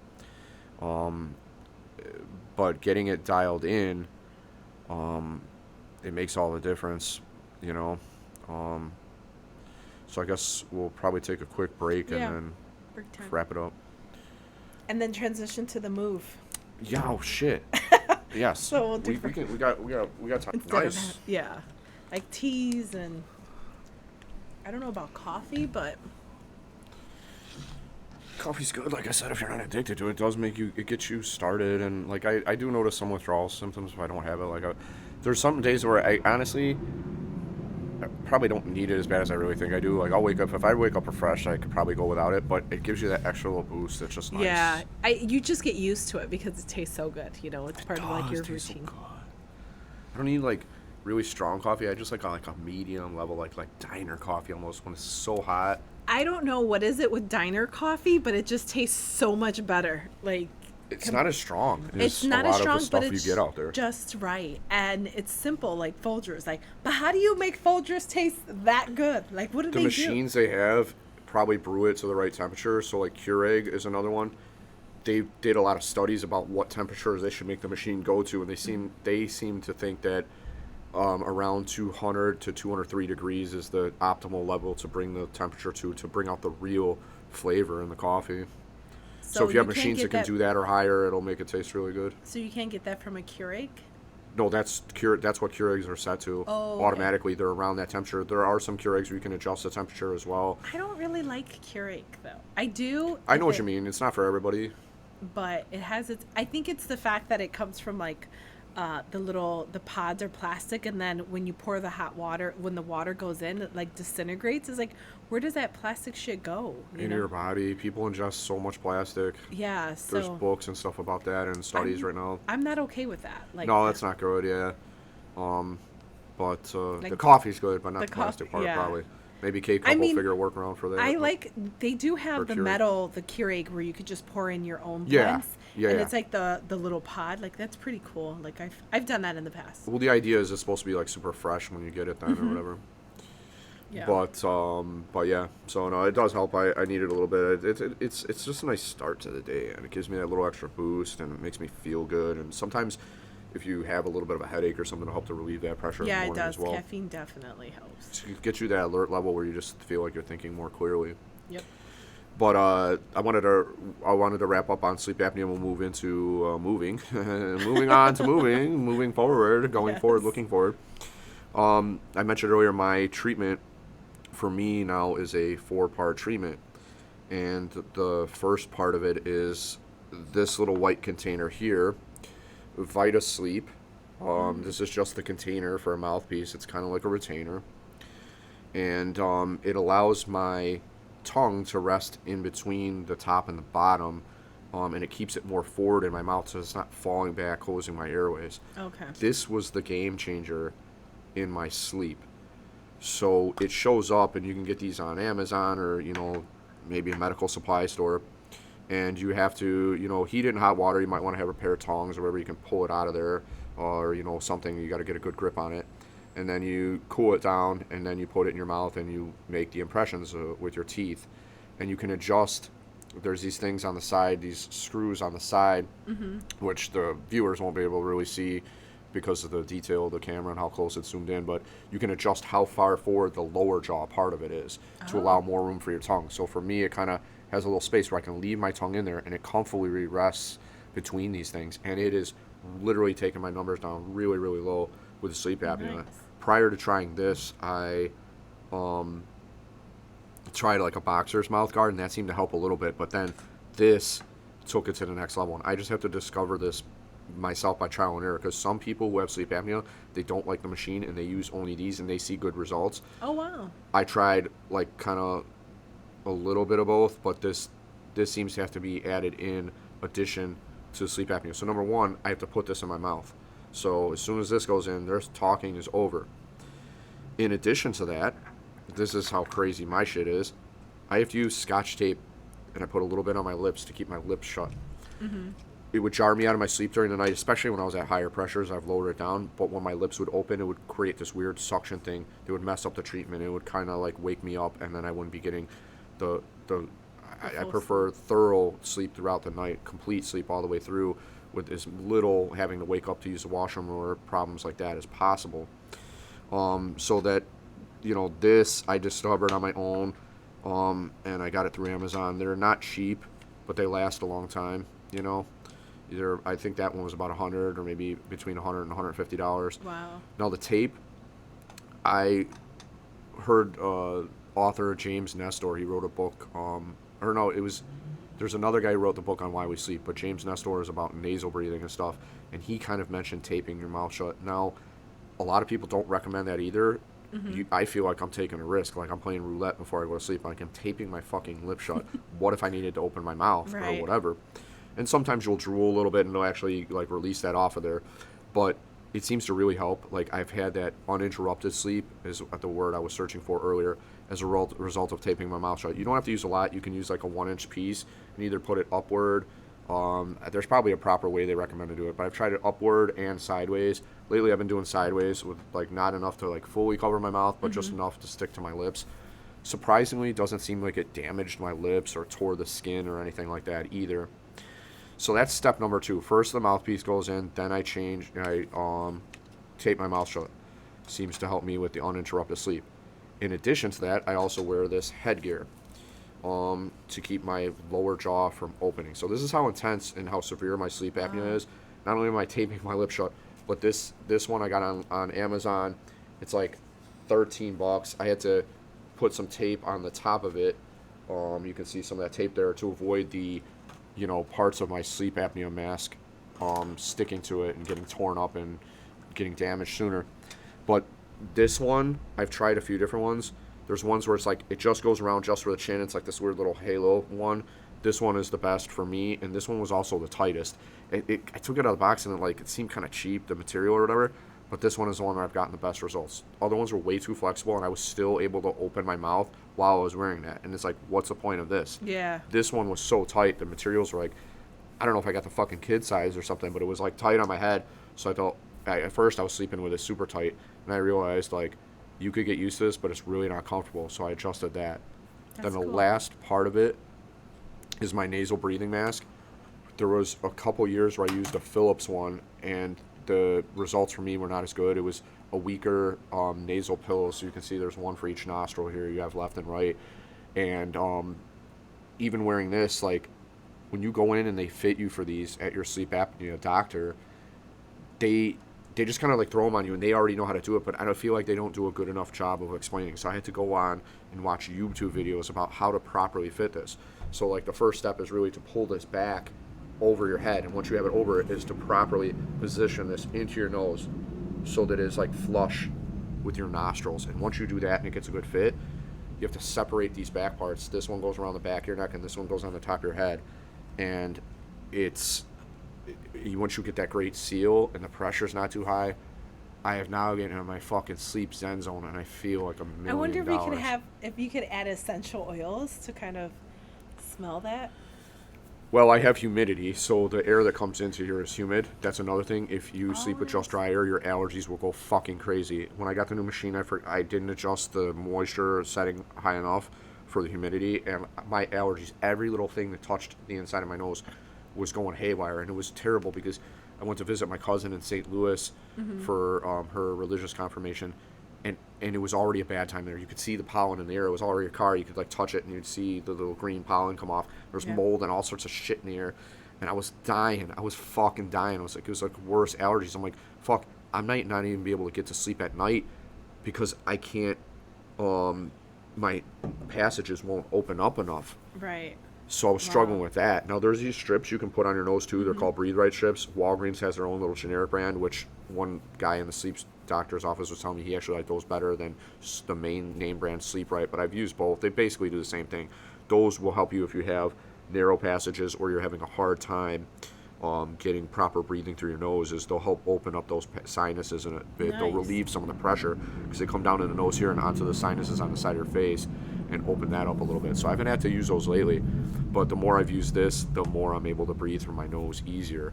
But I have to literally do that every night before I go to sleep. And a lot of people will abandon CPAP treatment because it's uncomfortable. It's a routine. You have to like build it up, you know? For me, I embraced it with open arms. When I first started getting treatment, I'm like, oh my God, I feel like healthier again. I'm starting to get back to normal. I can finally concentrate again. And all this damage had been done to my body in terms of weight gain and where my weight was going. I got a lot around my midsection and my upper body.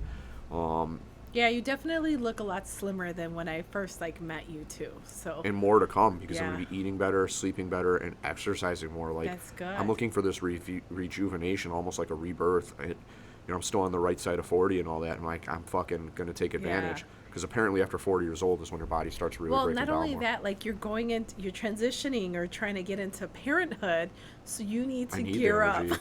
You need to gear up before, Yeah. having children and stuff. So And it's going to be tough because the babies will be waking up, crying Right. in the nighttime. But I told my wife, because of my job and my sleep apnea, I'm like, can you be the one that does that at night? Because I need the refreshing sleep to just keep on being like a good provider and a good family member. you have to like split it. Get 3 nights. I know. She gets 4 or, nights. Okay, yes, the different nights. Yeah, if I could have, I'm going to be feeling shitty on Tuesday and Thursday, but Monday, Wednesday, Friday, I'm good, and Yeah. maybe one of the weekend days as well. Yeah. Yeah, I don't want to be putting that all on her responsibility-wise, but I do feel bad because I know that if I don't get the sleep I need, I'm Right. going to be Yeah. I just No, won't it's be the true. best me I can be during the daytime. Absolutely. But some people abandon it because it's just they can never really get used to that routine. For me, I don't know what I would do without it, and I don't care if it was uncomfortable at first.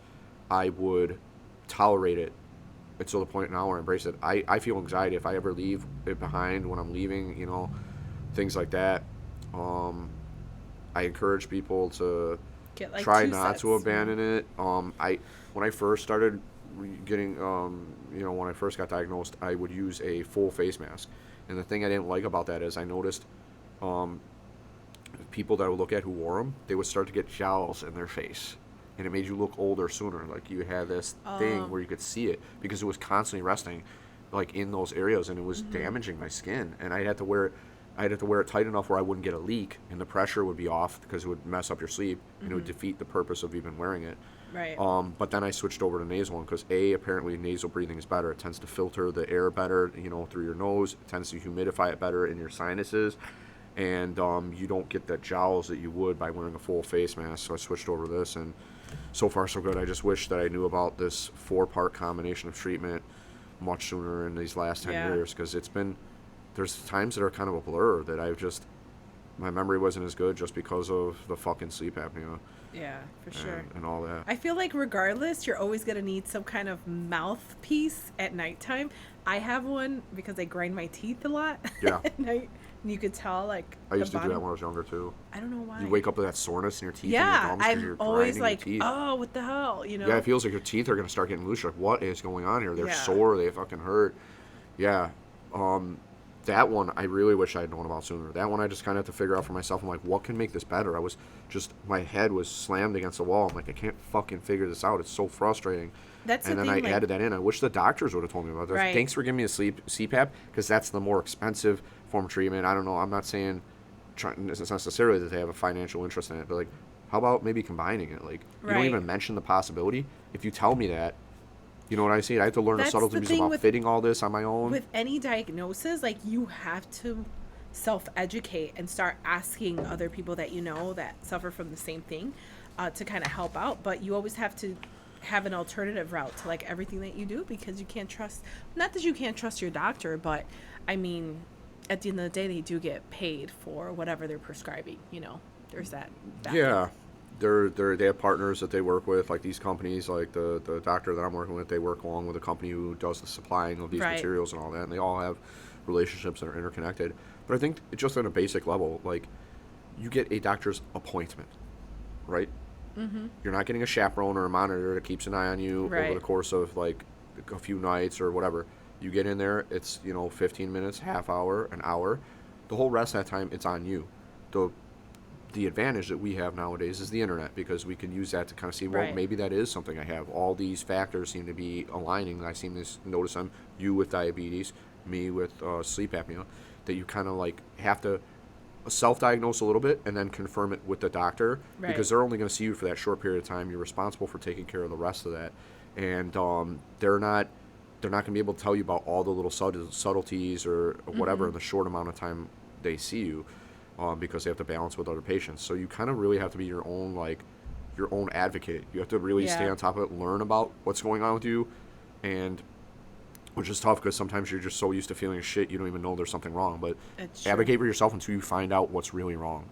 That's something I've had to do with doctors for a long time, because they'll do something. I don't really see anything here. Well, why am I waking up feeling like I'm dying? Yeah. That's not normal to me. That's not normal for anybody, you know? Yeah. Because that's or what they happened give with you antidepressives. Like, here you go. Like, that's not the solution to everything, you know? A prescription.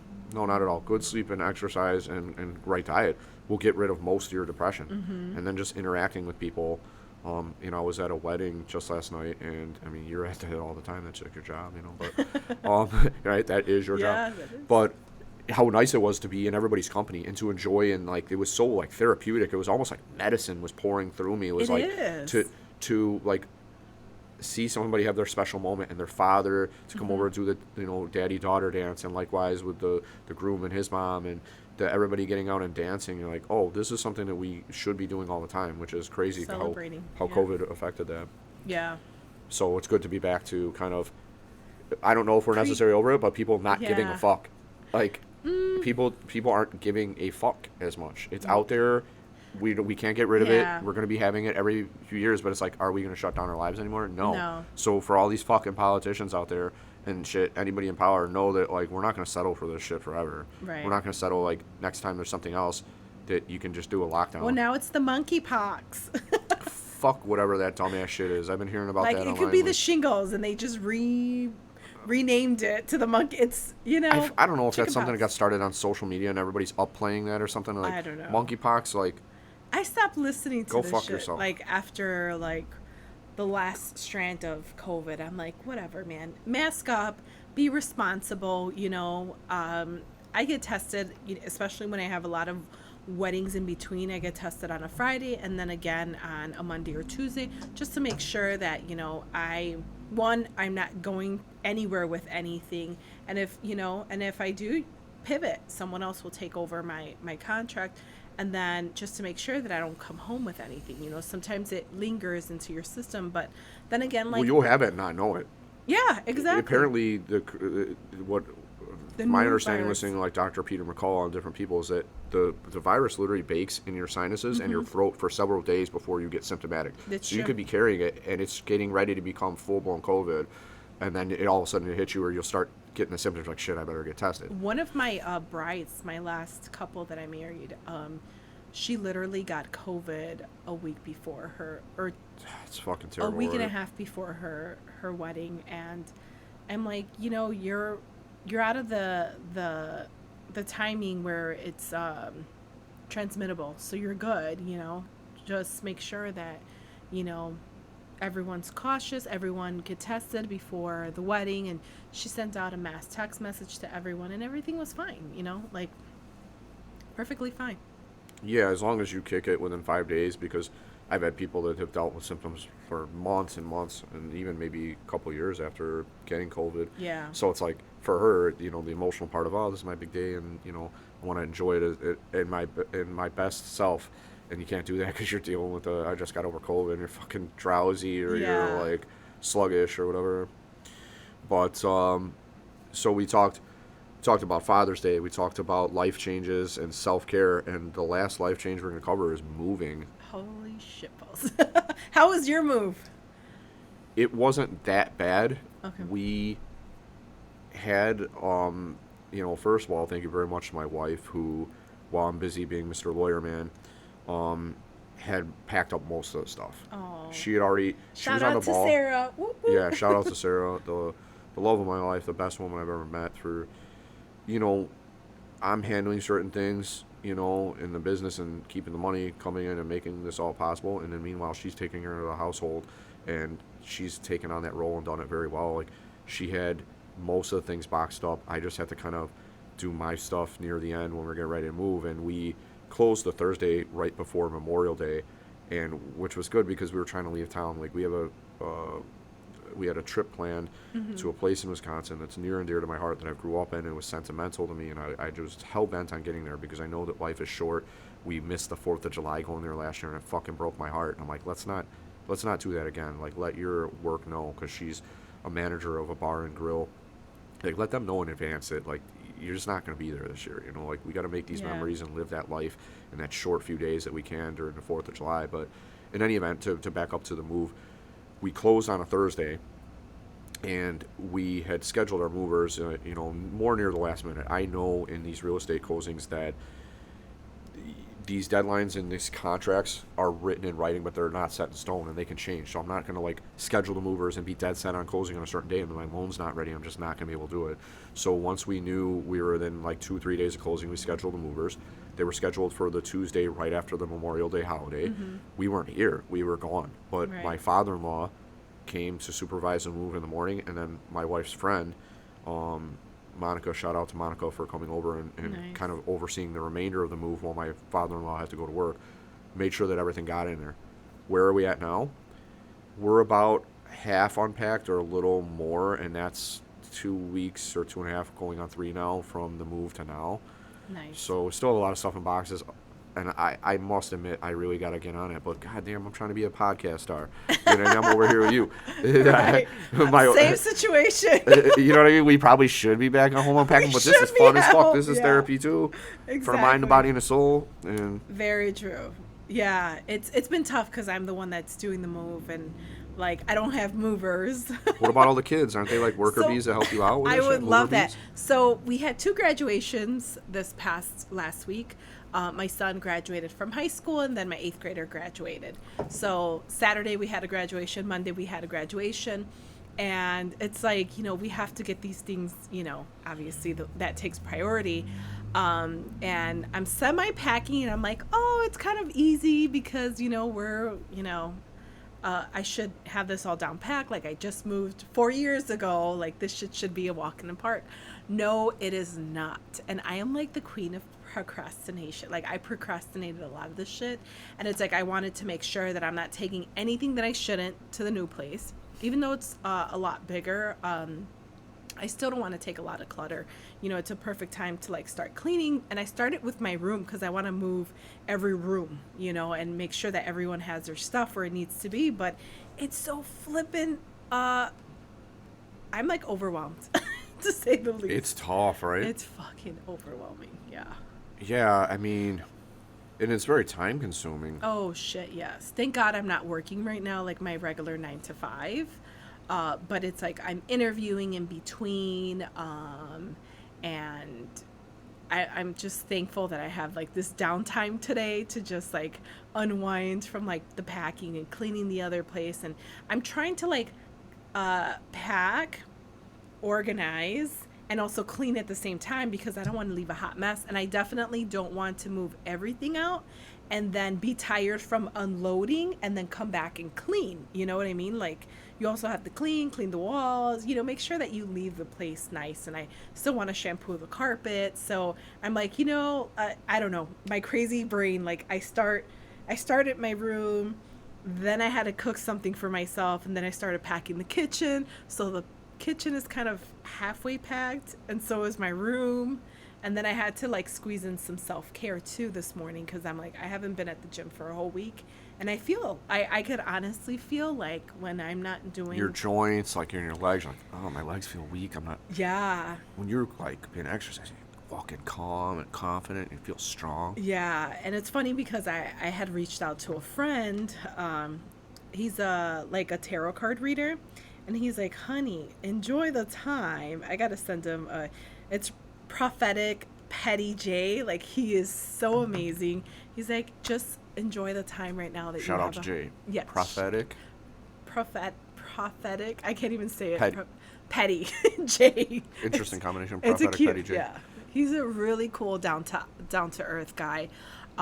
Amazing card reader. He's an intuitive as well. So it's like, man, I'm feeling like so drained.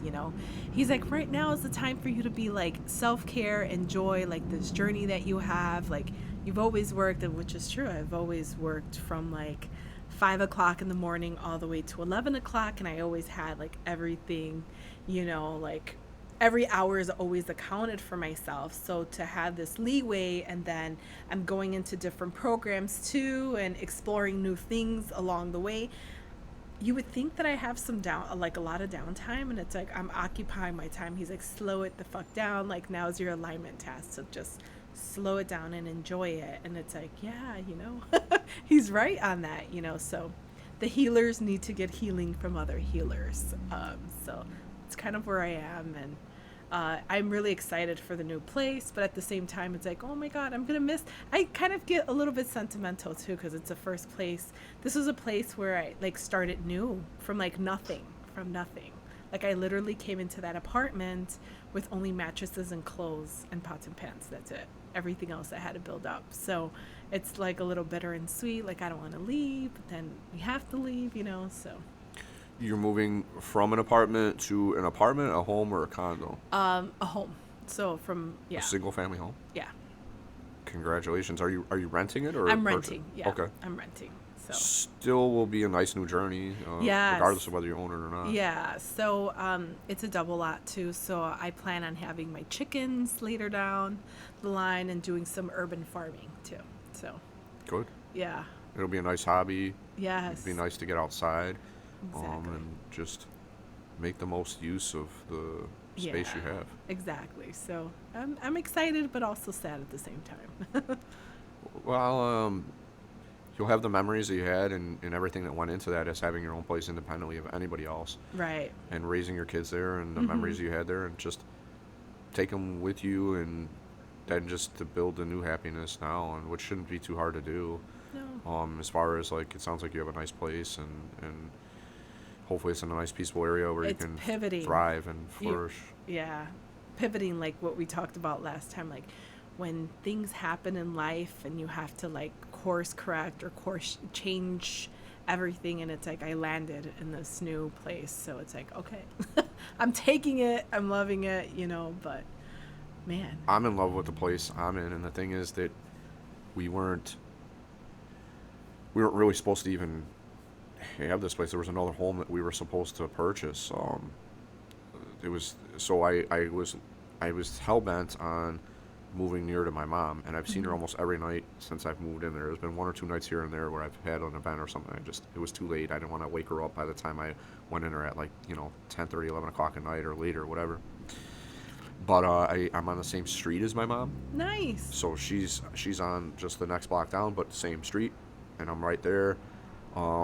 And originally I was supposed to buy a house where the grandmother or the mother in the family, she passed away, and the daughter, used to babysit me or whatever. So I said, if you want this place, it's yours. But I waited around for like 2 years for them, and it hurt, because I probably would have got a better interest rate or something. Although I was planning on taking out a renovation loan. So the reason I didn't feel too bad about it was, on a renovation loan, my interest rate would have been as high as the rates kind of are now anyway. You have to pay extra money to get the money to make the repairs. But it would have been, we were going to custom it out. There was a contractor who I worked with as a real estate attorney, and they did a few houses on that street, and I was like, they eliminated the attic out, and it made it like this open space thing. We're like, wow, it seems like there's so much more space. You walk in there, it's almost like you got a second floor or something. There's so much space. Right. And the work they did was so good, I was going to have them do the same thing. But it wouldn't have been move-in ready. And the 2 years had passed since they had told us about, the opportunity, and we were like looking forward to it. It had a driveway, single car garage in the back that had access to the alley, so you could drive in one way and drive out the other, and whatever. And we were going to make it our own, but then the place that we end up getting was already move-in ready, solid brick home. Perfect. Yeah. Split bi-level into a roof, 2-car garage. I've never had a garage in my life. Like, now I can say fuck you and all those hating ass birds that shit on the car for years. I just thought it was fun and games. Like, you watched it yesterday. Oh, I'm gonna shit all over his car. Yeah. And then no more snow. I don't have to worry about that. Yeah. The yard is decent sized. Not as big as the one I grew up in, but But you're close to your mom, yeah, and moving ready. That's you exactly don't have what I to wanted. Do any work, or maybe pretty minor much. Work, but I gotta unpack eventually. But that's another story. That's another podcast. Yeah, organize. we've gotten like everything's in the kitchen. You know, we got our utensils and all the pots and pans are in there. Our linens, you know, Sarah painted the freaking insides of the closet, made them look real nice and everything. We got, you know, our pantry's done now with all our little food stuffs in there, and the linen. You know, we have you know, we keep our paper towels, toilet paper, towels, and just toiletries and stuff in there. And there's 3 bedrooms, so we're planning on having 2 kids. Each kid will have their own bedroom, and then we'll have ours. And it's been pretty peaceful there, like at night. Another thing that keeps me peaceful is I use this white noise app. It's called the White Noise Light, I think, and I usually just listen to like rain shower. Is my like, you know, I've tried a few of the different ones to see, and I'm like, you know, I just like rain. It's shit's peaceful, right? That's why I don't even really mind storms, unless there's like really bad lightning or thunder, and then it kind of jars you out of your sleep. But Yeah. but it's been very peaceful there, so it's been a chance now for me to get back to sleeping while in that environment, and I just love it. It's, you know, it's we're already getting used to it and everything about it. You know, we got, like I said, the garage, and like I can exercise in the basement, and I kind of get my work done down there with my laptop, even though we have like, we're using the future kids room as like a home office. Nice. Right now we got the 2 monitors hooked up in there and all that, but just the bathroom, it's spacious. Like a lot of the bathrooms that I've had in my life are very cramped. You feel they're kind of narrow between, you know, the shower and the sink and all that, and it's like there's more room to spread out. And it's also a motivator. Like, it's not affordable. I'm at an interest rate that's over 5%, even with great credit and decent income. I have a lot of expenses running a business, but the income is still good. But, you know, the rate's higher, but it does kind of motivate me because I have a mortgage on this building here, and then I have one there. It's just I'm going to have to work hard, and, you know, that's one extra seller closing a month or something will cover the house and the utilities, you know. So... And it's tough for homeowners out there right now. The natural gas prices apparently have almost doubled since last year. I seen it. My February bill on this building was almost $800. It was about $760 or $770. Dang. And I talked to my father-in-law. He's an HVAC guy, and he installed a new thermostat here. I'm like, yo, I thought this was supposed to be more efficient. Like, my fucking bill's higher than it ever has been. It's like, price of natural gas basically doubled, and I could see it in the numbers on my bill. And then electric, I don't know how bad that is. I think it's going up a little bit. ComEd's been asking for a rate hike. So they're trying to get it hiked up a little bit. But, you know, it's, you know, moving, it's a tough time to do it, but life must go on regardless of whether inflation's high and the cost of everything's high. It is what it is. That's why I'm interested to see how we as a people will bear the current financial situation that's going on. We've seen supply chain problems where we're having a harder time getting stuff in a timely way. Yeah. But it doesn't seem like people have slowed down on consuming at all. I've heard driving has went down a bit. People are trying to avoid driving as much or road trips. But I'm thinking maybe that's like the less fortunate in society, because everybody I know is still driving like fucking normal, despite the fact that gas is almost $6 a gallon, or went over that in Chicago. It's over that in Chicago, and the surrounding suburbs it's close to $6, and in some places, you know, different states, they're at $7, $8, $9, $10 an hour in their inner cities. Like, it's fucking crazy. $10 per gallon.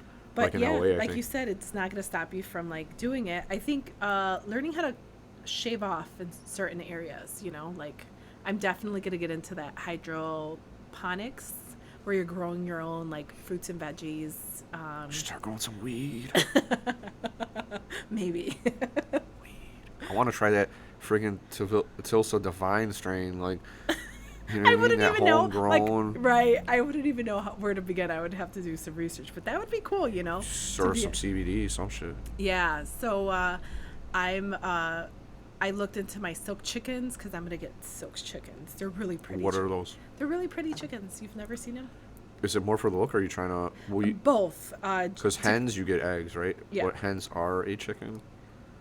There's just roosters and there's hens, right? Yeah, and chickens. Yeah. Oh, hold on. Silk.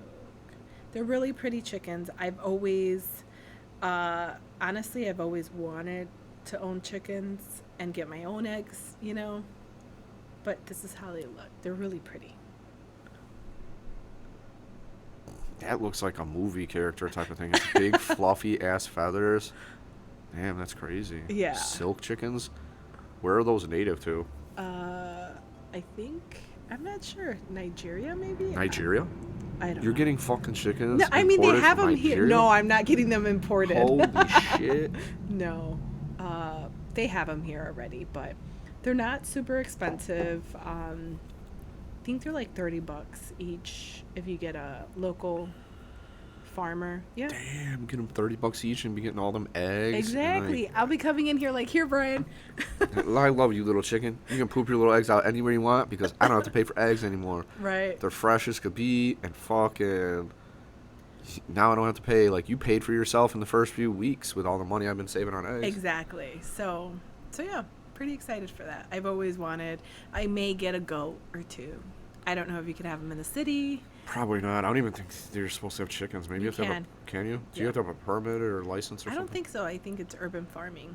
As long as you have the space for them, you're good. Because I know some people do. Like, even just down the street from me, there's a Polish family had one. Mexican families, I think, commonly have chickens. And just people get pissed off when they cock-a-doodle-doo in the morning. Yeah. Those are the roosters. It's like, you should be thanking my fucking chicken for waking you guys up till you go to work, motherfucker. Exactly. That's my whole thing. Like, I hope no one complains about my fucking rooster. Because it's like, dude, there's a lot of illegal activity going around, happening around. Like, focus on that and leave my fucking, They're over here slinging drugs. You worry about me and my chickens. Chicken. God damn it. Yeah. Mind the business that pays you. This one doesn't. Mind the business that pays you? The criminals do. Yeah. That's an interesting saying. So, in the move, did you get movers? Or no, I'm doing it all by myself. That's a lot. It is a lot. So today, like, I've kind of spaced everything out a little bit. Like, I got the furniture moved. Well, the sala, the couch, I got that in. I'm breaking down the beds today, so I'm just gonna go put the frames up and just leave the mattresses there for right now, and then get all the clothes organized. I just want it to be organized. Like, I want to move everything by room, so I'm not like, where's this box? Where's that? You know what I mean? Like, labeling everything. So I'm taking my time. And at the same time, like, by today I should be done with my room completely, just mattress there. And hopefully, like, I get all the other beds and then install them in the new place and then move everything out. And then I need to shampoo and, kind of clean everything. Well, you sound like you have the game plan in mind and the framework already ready to go, down to the detail in the order in which you want to do it. I just hope that the kids will help you out, because you're going to need it. Yeah. I'm trying to break everything down so when they do come back home, because they go away with their dad on the weekends. So once they come back home, it's like, let's move, tuck him around. You're going to need the Tulsa Army ready to go. Exactly. All right, everybody in line, and attention. Like, Judy, you're going here, and Johnny, you're going there, and I need you to do this. So, yeah, what's interesting? I'm not opposed to moving myself, except for some experiences I had that kind of changed my. Well, number one, right now, I don't think I have the time, honestly. Right. Exactly. I have time. I have somewhat time on my side. That's the only difference from now to, like, last time, is, like, I actually have time to do this. So, knock it off. Time is good if you have it on your hands, and then it's actually, there's, I don't know, as long as you don't get hurt carrying something heavy or whatever, try to take the drawers out of stuff and break stuff down as small as you can to keep it lighter, exactly what or whatever the case may be. But time-wise, I wouldn't be able to do it now. It would be neglectful in my business. So we paid for movers. The bill was just under $1,000, which you think is not that bad. I can give you the name of the place if you reconsider. I'm not spending $1,000. Well, I mean, but if you think about it, though, you're going to pay a few $100s for the truck that you rent or whatever. That's true. You will, and here's the part that kind of changed me in terms of moving. I got into an accident with one of those moving trucks before. Mm-hmm. Very minor, thankfully. It was a very minor accident. But it was at a time when I was just moving from law school back to the neighborhood where I grew up over here. And I rented a truck, and it was a busy day. I was trying to move on the weekend, and as you know, in Chicago, they have block parties. And there's only certain days that the city issues permits for those on. So that's why you commonly see multiple block parties throughout a neighborhood at once if they're doing them. Well, the day I was moving was a block party day. And so I had a fairly good sized truck. It was 16 or 20 feet, and then they even have like 25 or 30-foot ones, the real long ones. And I had a pretty decent sized one, like a medium one. It wasn't small, it wasn't huge. I was driving in one direction, and there was oncoming traffic coming at me, and the streets are already kind of narrow when you're driving, you know, and they were extra narrow because there was cars on both sides of the fucking street because of the block party. People were parked, you know, you can't, their blocks blocked off. You got to park on the, you know, on the main thoroughfares as opposed to the side residential street. And so I was trying to make room for oncoming traffic, and the step gate on the back where you like step up onto it, the metal part damaged the front fender, like smashed it in pretty good on this young lady's car. And so I had to pull over the moving truck. I had to go down to a block party and be kind of the bearer of the bad news. Hey, sorry, you know, whose car is that at the end of the corner? Well, I just hit it. At least you were nice about it. Turns out, I actually, you know what I mean, it's one of those things where I could have left. It really didn't make a big sound, and I don't think anybody else noticed it. But that's not who I am. That's never who I have been. And it's always, it's hard to overcome embarrassment and like the fear of that when you have to go tell somebody and like the negative, you know, they're going to be pissed off. And sure enough, this girl was a younger girl, and it was her mom's car. It was like a nice little, like, I think it was a Hyundai or like a Lexus SUV. And she's like, oh shit, she's like, she goes, this is my mom's car on top of it. Polish girl, old school immigrant. The parents were probably fucking furious. Oh, the fucking car. I was like, we'll pay for it. And then the guy didn't put me down for insurance on the truck. I mean, I went back and I made sure they added it retroactively. But I went to him, and the way I started thinking like a fucking lawyer. I was like, do you remember the conversation we had when we were on the lot? And you told me I'd be insured up to $1 million. No, I don't remember that. Well, it was only 2 days ago. You should remember it. I'm like, do me a favor. I was like, look at my history of rentals over the past few years. I've rented from you guys 4 or 5 times, and every single time I had full coverage because I always ask for it. I'm like, I know we had that conversation, and it started coming back to him then. It's like, you can look, like, I don't deny the insurance. I want that on there. So sure enough, he added it retroactively, and they did cover the damage. It was $1,900 to replace the fender, repaint a new one and put it on there. But it was another stressful thing that I had to go through on top of that. I'm like, dude, and I'm lucky the police didn't notice it because they came, they made a report, and they're like, do you have insurance? I'm like, yeah, there you go, it's on there. And it said that it wasn't insured, but it was like right next to it. It looked like it might have been, but it wasn't checked off properly if you looked at it. They just didn't scrutinize it that well. For them, that was like something minor they had to deal with. That They just want to make the report and get the fuck out of there to keep peace at these block parties. But I got lucky. But then when I went back and they added it on, I got lucky there too. I was a young man, barely starting my business, moving back. I didn't have the extra $1,900 to be spending on some fucking damage to somebody's car.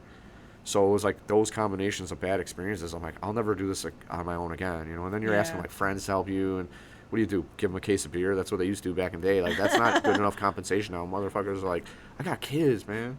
Like, inflation's high as fuck. Need more than that. Yeah. But yeah, no. For the time being.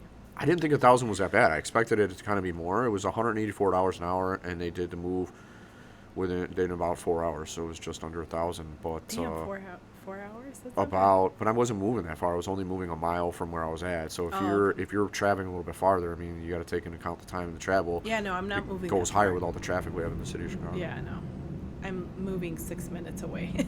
Okay, yeah, you're kind of like me, very close to where you're at. Yeah, very close. So. Because like I said, I mean, I figured between the insurance and the truck itself, I was already at like half of that. I'm like, fuck it. I'm like, just let these people take care of it.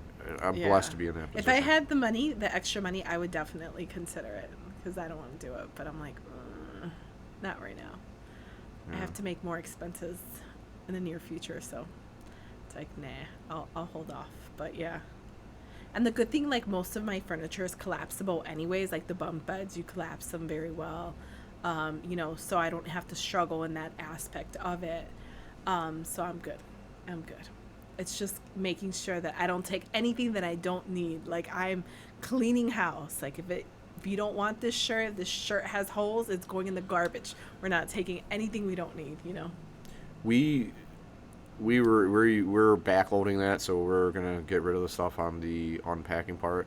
The tough part for us is we have this fucking huge crawl space underneath the first floor now, and it's like really well done, like, so we could store a bunch of stuff in there. But I'm gonna get rid of more stuff and try to keep it down to the basics. I have a friend who's what he likes to think of himself or call himself a minimalist, and it's just, I love that. You have a table, there's a lamp on there, nothing else. You don't put anything else on there, right? You got a fucking TV, that's it. Then you have the couches. It's like very minimalist, very keeps you light and moving. And there's studies that show that, like, if you have a clean house with less clutter, you mentally, your mood is better, you feel better. It's true. And so I'm really trying to eliminate that out, because in the business I'm in, first of all, my parents raised me sentimental. I had a hard time getting rid of stuff, as I kind of still have that to some degree, but I've gotten over that a lot. And then just the business I'm in is I have a lot of paperwork. Right. I get all sorts of shit built up, and do I want to keep this? Do I want to keep that? Fuck it, whatever. Anyway, it's a good time now. We're gonna be getting rid of stuff and working on that. So moving is a good time to do that. And Hell yeah. I just hope that when I see you next week for my birthday podcast, Yes, Saturday or I'll Sunday, be here. June 26th is my actual birthday, that I'll have good news to report to you that I've unpacked a lot of my shit or got it more organized. But fuck, Yeah. it's tough, right? Like, It's I leave tough. here after the podcast, we're going solid fucking podcast. If you're talking about real podcasters, put in time. We're at the 2-hour mark right now. Dang. We'll wrap it up shortly, but because I'd go for a long ass time, but I value your time. You're in the middle of the move just like I am. You got kids at, I mean, well, the kids are with their dad this weekend or whatever, but Yeah. you got to figure out all that and get ready for the week ahead and get ready to put that bread on the table while you're friggin' moving to a new place. Yes. So. Yes. Any tips you have for anybody that you've noticed so far on moving? Moving. I'm learning. I'm learning myself. So I just feel like as long as you kind of label everything, like what's going in which, room. Label your boxes. Label what's And going yeah, on. label everything and try to move every room at a time, so you're not stuck doing a little bit, and don't derail. I feel like I keep derailing, like, oh, let me do the bathroom, and I'm like, fuck, I need to get back into my room and keep that.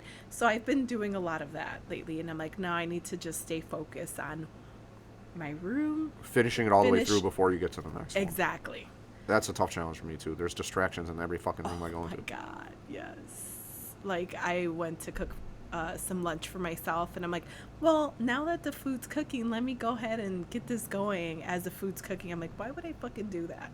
Now I need my spices, and they're in the fucking box, So, yeah, it is what it is. But I think, labeling everything, and don't take garbage to your new place. Start fresh. I wish we could have did that. Like I said, we did do it in reverse Yeah. order, but we'll get at it. Time is a premium for me. The Yeah. weeks are super busy. The hours are long, and then the 2 days on the weekend go by so quickly, That's and I true. still got to do the things I want. So, like this, these passion projects. So, I'll get there. I'm comfortable with Recharge, processes. I've yeah. had to become comfortable with processes. As far as the tips that I have, is basically the same as you. Label your stuff. Try to consolidate it and keep it in one box, and all the stuff that match each other, or stuff that is for that room, and then be organized. My wife had. She made a little chart. She wrote out a sheet of paper. Anything with number 1 goes in this bedroom. Anything with a number 2, Yes. she put a little post-it on there. I did that, exactly that. That's It true. sounds like that's what Yeah. you did. I don't know if you guys are watching the same videos or what. But I don't know. Or We're on the just- or just same energetic intuitive. frequency. Yeah. Yeah, it seems like she has strengths, and that type of thing is one of them. It seems like you guys have that in common. And That's mom organization.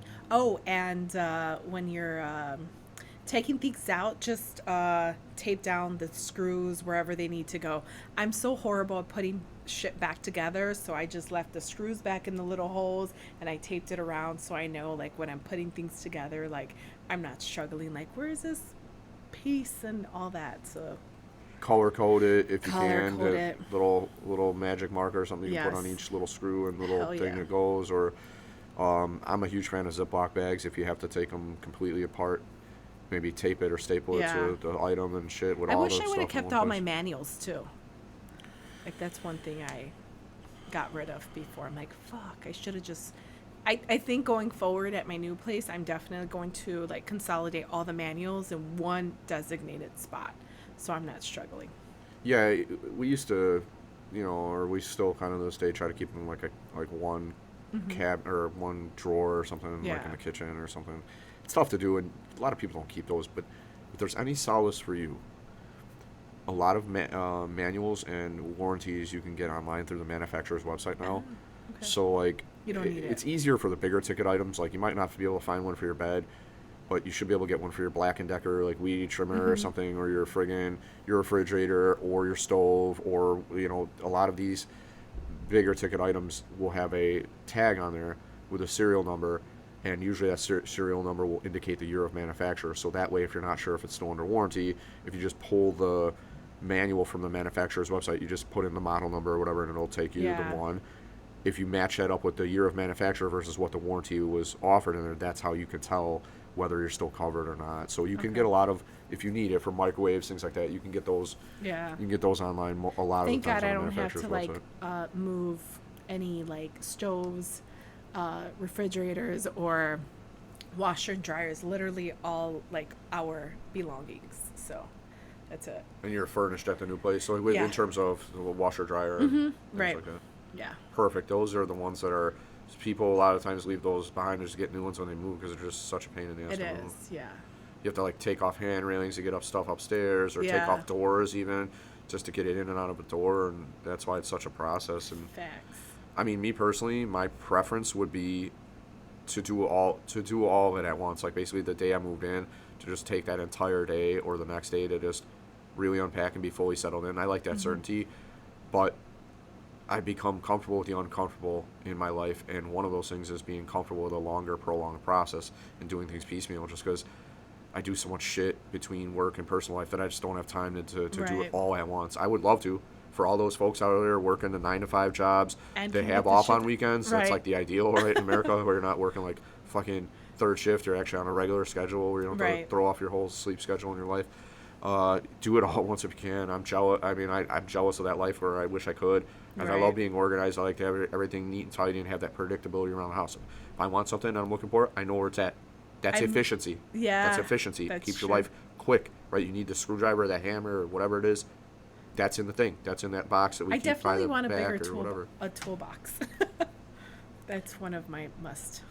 Yeah, I mean, there's a lot of things that you can do or fix yourself, and just by having the right tools for the job is the biggest part of it, and then knowing how to use those, and you're just a YouTube video away from that. Yeah. No, it is. Facts. I'm creating a YouTube video right now, Tilsa.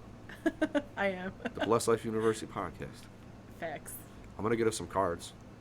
We little should. Business cards. We should, so we could pass them out as we go to networking events. I felt like I've been doing a lot of networking events lately. Beautiful soul. Oh. Hey, beautiful soul, Tilsa. And yeah, I've been talking about it, and it's like, oh, do you have a card? I'm like, no, I don't, but you can look it up on YouTube, BluePodcast.com now. Yeah. BluePodcast.com with no E in blue, just BLU, Blessed Life University. Nice. All the episodes are in one place. Have I not showed you that yet? I don't. Before we leave, I'll show you real quick. I only follow it on YouTube. Well, yeah, because on the BluePodcast.com, it has an embedded player in there with the YouTube video and the 5 major, Pandora, Spotify, Apple, all at the bottom where you can download the listening. Yeah. So I wanted to keep it efficient. So as far as the cards go, I'm going to get the logo, and we'll see how much space. Obviously, you're very limited on a card. It's very small. So I don't know if I'm going to have the lettering writ out underneath it, but I'll at least have the symbol and then my name and then host, and I'll have ones for you with co-host and then Matt as well, because he's moving here to practice all with me now. So we'll be talking more about that and having him on more as well. Always great to have his strong intellect in the mix to dissect a subject and to hear how somebody reflects on it like him. But have that logo, and then it'll have our name and then host, co-host on the front, and on the back it'll have thebluepodcast.com. Nice. And maybe I'll put a little note, your one-stop shop to watch through YouTube or download through the following or something. I don't know how crowded I want it to get. Yeah. But as clean as possible. I've been wanting to hand those out at networking events too. I have my business card, and I'm like, oh, I'm not only an attorney, you can listen to my thoughts, my opinions, my reactions, the funny, crazy shit I say to make people laugh. Your personality, yeah. Yeah, it's all through there. I'm more than just the attorney. I'm also this person. I have feelings and thoughts and things I'd like to share with you. Thanks. So awesome stuff. Great Father's Day podcast, and I'll be back here next week for the birthday episode. We'll party it up afterwards. Pick some topics. Yeah. And then Kimmy can do the same. And we'll go from there. And there's also an event that evening. It's a kind of a networking event, but if you'd like to join me, and it's my birthday, and I'm going to use that to kind of celebrate a little bit and to raise a toast. So the only thing that sucks is Kimmy is, time-wise, she's only able to do the morning, but the event's not till 6. So we'll see how that all plays out. Okay. But it's at a nice restaurant over here, the Red Barrel. It's like a newer Italian restaurant in the area. So if you happen to be available, and you can come back for that. But Yeah. what I hope to report to you is that I've gotten some more unpacking done in that next week. Now it's getting to the point where we're going on almost week 4. It's like, Brian, get your shit straight. I'm hoping to knock this move out and clean my apartment out, shampoo the carpets, and get, little repairs here and there done by this week. That sounds like a nice attainable goal to me. I hope. Yeah. Is there anything else you want to say to people before we sign off? No, that is it. Have a blessed day, you guys, and meditate, elevate, and step into your motherfucking power. Hell yeah. Shit, I almost feel bad doing my outro after that. That sums it up in just a few words. Kindness is contagious. Mm-hmm. It's also free to be kind. You can use kindness as a currency and reap a lot of rewards with it, or you can use negativity and a negative attitude and rudeness and see what that brings you back. I guarantee you the investments, the payoff and the return on investment will be much higher with kindness. And so,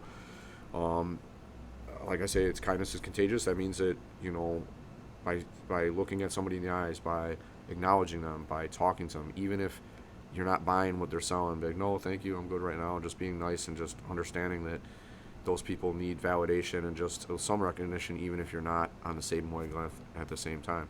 It could just be hello and good morning to passing, a stranger in this world, in traffic or whatever, in the street, or it could be, getting to know them better and learning from them and growing with them or helping them with something they need. It's free, and so I believe that, good people make each other good.